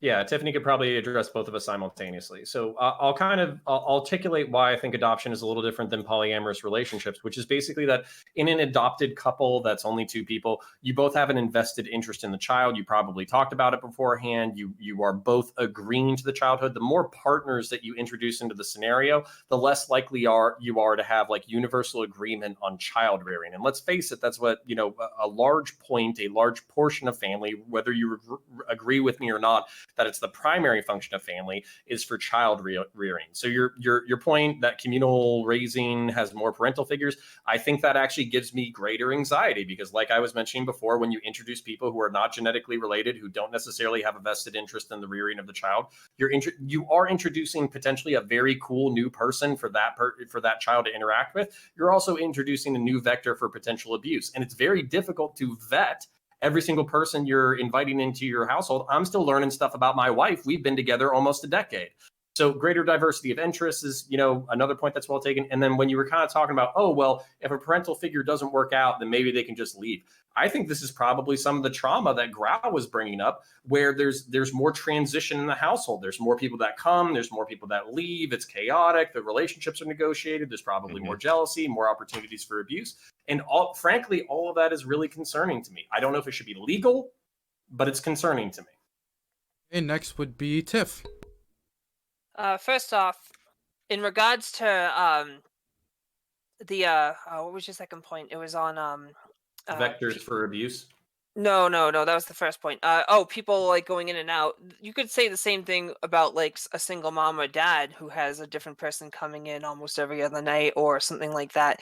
You get so that's still you can still. I would object to that too. Yeah, I wouldn't could, like but that. that happens, and there wouldn't be. Yeah. The only you're acting like being in a polyamorous relationship means you just grab people whenever you get along with them. You're like, hey, let's be in a relationship. But if people are in a polycule and they're planning on having children, they're going to take some serious time to consider it. I mean, that's what any couple does. And just because you add another partner doesn't get rid of the the impact of decision making. In fact, if anything, everyone has to be falling in line there. And just like critically thinking veteran was saying, yeah, it might be more difficult to have more partners, but that's the life they chose. Like I said, I'm not polyamorous.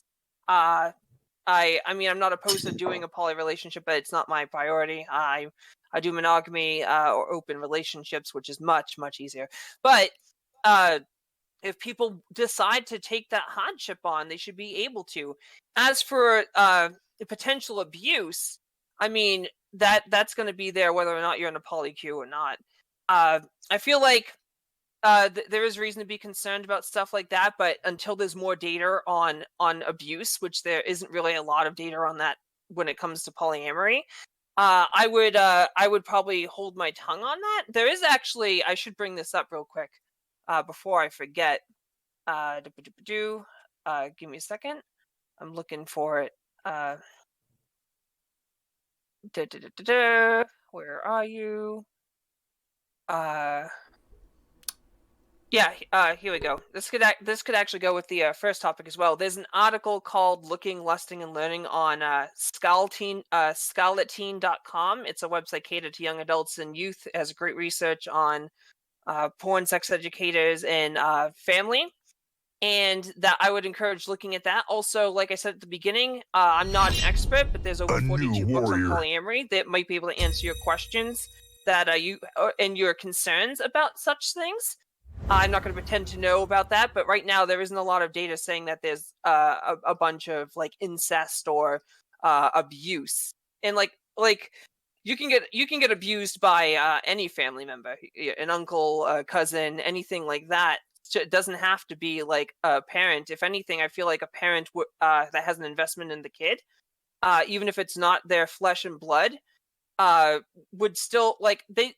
I still feel like because they're in a poly queue, their minds work differently than ours would. They wouldn't look at it like, oh, that's not my kid. You know, it's like fresh meat. They'd look at that kid like, I'm in a poly queue, even though it's not my child. I'm going to treat it like my child because we're all like, you know, a big family.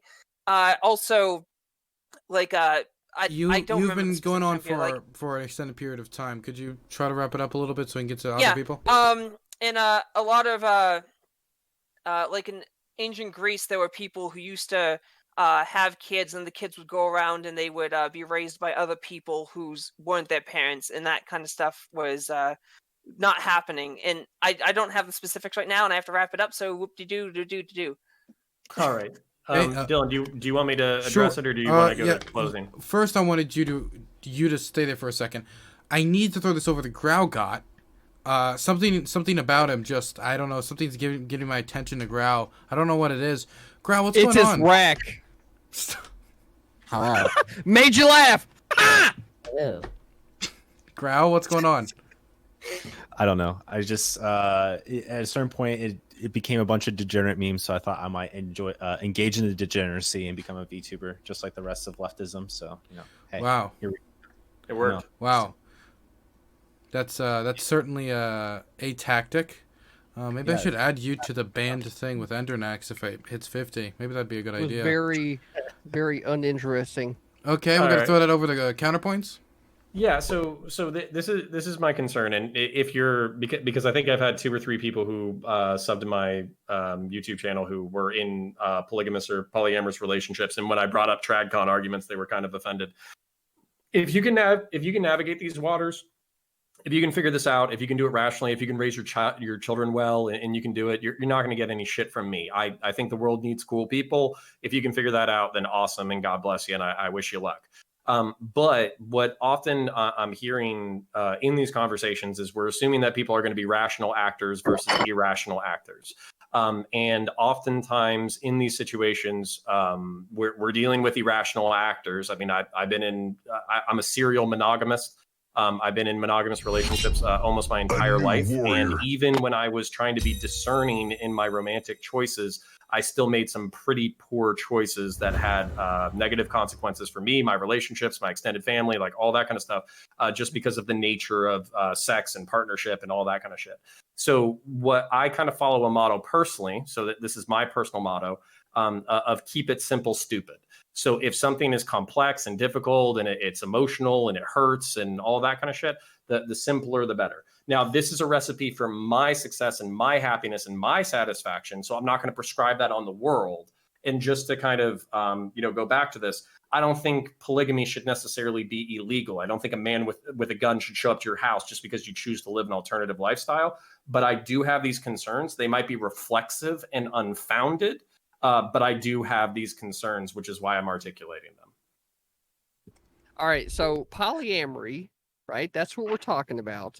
I feel like it's great if individuals want to participate in that. I personally have found it in my life to be one of those very hard conversations to be able to have with other individuals, believe it or not, whether it's family oriented or the like, right? So with that being said, government involvement in this thing, because that right there is the root of the conversation. It can't be ignored, right? As much as the rest of us in our fun-loving, cum-driven conversations would like, government involvement is in this, right? So, and then that changes the word polyamory to polygamy, and with it's the law recognizing these things changes a whole bunch of dynamics when it comes to the court. It's already apparent now, even with monogamous relationships in a marriage, that the court doesn't recognize infidelity as a reason for divorce or even care for it as a reason for why it caused the divorce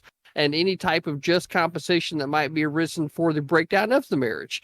So with that being said, I still don't see any reason from anything that I've heard tonight as to why government should be involved in this institution. It seems very clearly to me to be a institution that was founded upon religious values, and there should definitely be a separation of church and state. So going forward from here, what I would like to hear from everybody on the panel, including CounterPoints, Endernax, Synth, and Tiffany, and Graugott, as shit as his takes can be from time to time, the reason why government should not be involved, or why the government should be involved in the institution of marriage with regard to polyamory, when it comes to the rearing of families or any other social economic issue that might come up as a result of it. Okay, next is Tiff. I think a lot of us here agree that polygamy should be legal. The biggest contention seems to be whether government should be involved or not. I express my concerns with CounterPoints.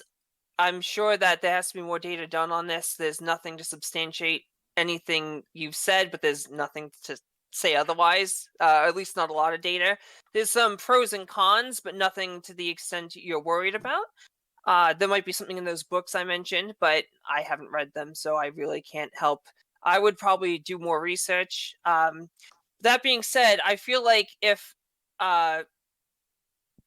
polygamy was going to be, the government was going to be involved with polygamy, they should get some kind of benefits. How they would do that, I wouldn't know. That would be up to them. I would hope that it would be fair, and I would hope that they would take into consideration everything we talked about, like a woman with multiple husbands, a wife with a husband with multiple wives, adopting kids, even in a relationship like that, having kids with different partners.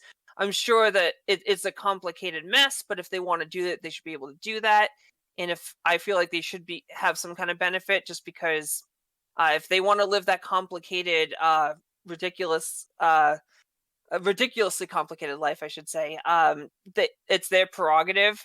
It's not for us to decide. That they're built that way. They have their own drives, and if they want to do it, who are we to say no to it? I mean, like I said, if they do more data and it turns out there are a lot of problems with it in regards to children and the like, then maybe not. But not every polyamorous relationship involves children.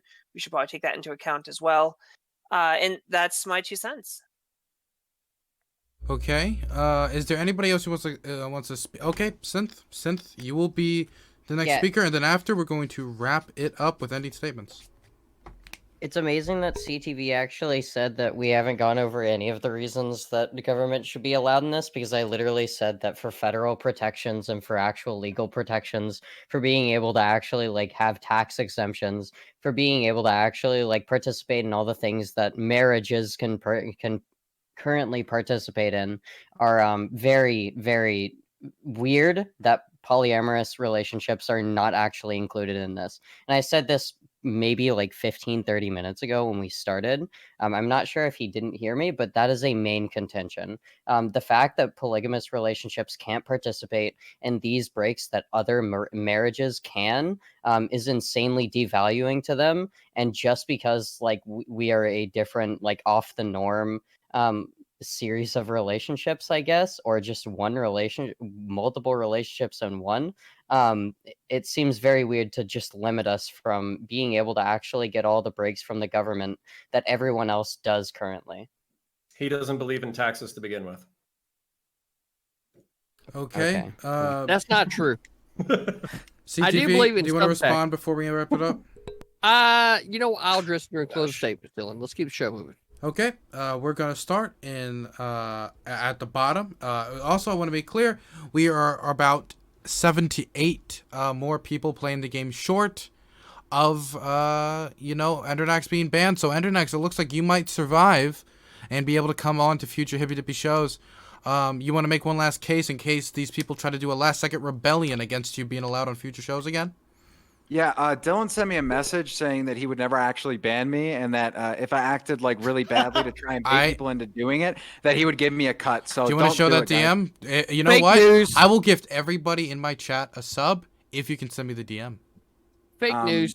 Well, I'd have to go into my my image edit. Wait, I have to go. Wait, really quickly. Your I'd have image to go into editor. my Your image editor. Exactly, Yeah, your image and I'd have to editor. edit that. Yeah, but I yeah, could do edit that. it. Yeah. You could. He'd have to- he'd But have to go get his but second you're wife, Russian now. You see. Look at his hand moving. He's trying to get it quick. He's trying to edit it quick. Anyway, we're gonna throw now over to. Oh wait, Endernax. You want to say your statement on any statement on the topic? Yeah. Please, dear God, all of chat, for the love of God, play Raid Shadow Legends, get him to 50 so I never have to come on this again, and I never have to get a DM from Dylan Burns asking me to do him a favor and come on the panel because everyone else just so boring this week, which is exactly what he told me this week. So I mean, like, I don't know. Yeah, you know what? You're right. I should delete that one YouTube video with you and Vosh, and I should have completely reconsidered having you on that show. I mean, why did I bring you on? I mean, what wasn't it you like dealing with like Dylan? I wasn't holding the book, Dylan. Please, Calm down. Dylan. Please, can I come on? Please, I want to come on. I want to talk to Vosh. I want to talk to Voshy boy. I want to talk to Voshy boy. Please. All Dylan. right, that's inaccurate. Okay, that's inaccurate. Yeah, Thank but you weren't holding the book either. Yeah. So Okay, we're gonna throw it over to Synth. Wait, what? Closing statement. Closing statement, Synth. Oh, okay, I'm done. Sorry. Yeah, polyamory is, I don't know, it shouldn't be limited in any of the ways that government currently tries to limit it. Polygamy should be able to have, like, you should be able to have, like, actually all the protections that are currently granted under, like, normal marriage, normal same-sex or heteronormative marriage. It should be completely legalized and it should be completely normalized. Okay, next I'm gonna throw it over to CTV. Okay, so government, right, is the enemy here, right? Because look, I'm going to look this up, and we're going off of 2,000 years of fucking history. Marriage is intended to be a faithful, exclusive, lifelong union of a man and a woman committing themselves completely to each other, right? A husband and wife strive to sanctify each other, bring children into the world, and educate themselves in the way of life.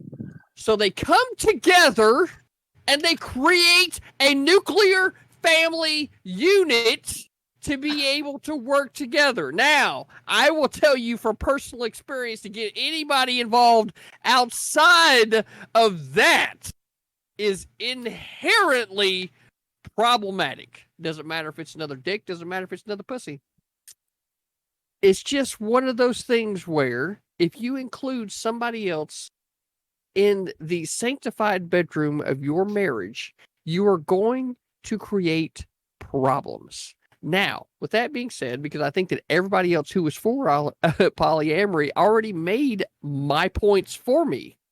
So, when it comes to relationship problems, when it comes to financial problems, when it comes to any other issues that might come up, those are already things that have been said. The idea of marriage is supposed to be something that's faithful, exclusive, and a lifelong union to two people. Now, including anybody else beyond that, is going to be problematic. And I said it in a little bit softer tone so that maybe it impacted you a different way. But with that being said, moving forward for the end of the conversation, government being involved in this particular institution only invites all of these problems that every other person on the panelist or every person on the panel has shown to be a problem. And this is exactly why, if free consenting adults wish to engage in polyamory, that they should be allowed to do so on their own accord without government involvement. As soon as you involve the government in just about any fucking thing, invites problems. Right? It doesn't matter if it's healthcare. It doesn't matter if it's abortion. It doesn't matter if it's the fucking war on drugs. Take a drink in the chat if you have not fucking understood that when CTV mentions the war on drugs, you take a shot. Take a shot. Take a fucking shot. Get yourself right tonight, right? Because this is the Hippie Dippy Podcast, and we're all about people being right and happy. So, You blowing out my earphones does not make me happy. well, that's a problem for Real. you. You just interrupted during the fucking ending statements, and unless I missed something, Dylan didn't laugh. So guess what? That's a good point. That's a good Yeah. point. Yeah, good so point. you need to learn the rules of the Hippie Dippy Podcast there, Graugott, Wow. right? So He's an anarchist. What would you expect? what would you expect, right? So government involvement inherently brings on a whole myriad of problems. CTV, trust in the individual being able to make the choices that are right for them in their life. There is no reason for the government to be involved. Fuck the government. I don't need them to tell me how to live my life. I don't need them to tell me how to fucking regulate my life. And I damn sure don't need to tell me what is going to be good for me and mine. Right? You can take that shit and carry it on down the fucking road. I ain't got time for it. And with that, I love the Hippie Dippy Podcast, and I am so grateful to have been able to have a conversation with everybody here tonight. And with that being said, if you'd like to argue with me sometime, original_CTV is where you can find me at on Twitter. Wonderful. Gonna throw it over now to CounterPoints. Also, we're only 5 away. You guys are doing a big effort at the end of the stream. CounterPoints, you're going.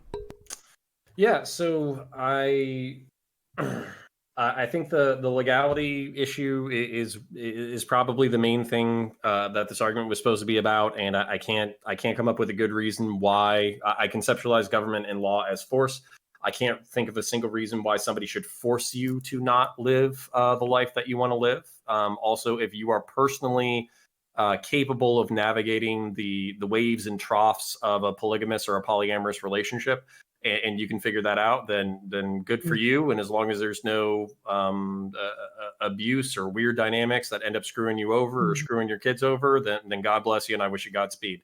I do have concerns. I think I brought up my broad societal concerns. I think I brought up my micro scale concerns. And I think a few more downloads left. That if we legalized it, normalized it, and then got some data on it, then maybe we would be able to have a more articulate discussion. So, thank you. Now we're gonna throw it over to Graugott. As much as I rag on CTV about the blame government meme, in this case, I'd rather not see the government get involved with this institution of marriage. Yeah, as somewhat of a I feel like a knee-jerk reaction of response that can be. So far, there hasn't been any like conclusive evidence to really show me that like the types of relationships that are commonly associated with polygamy, that being a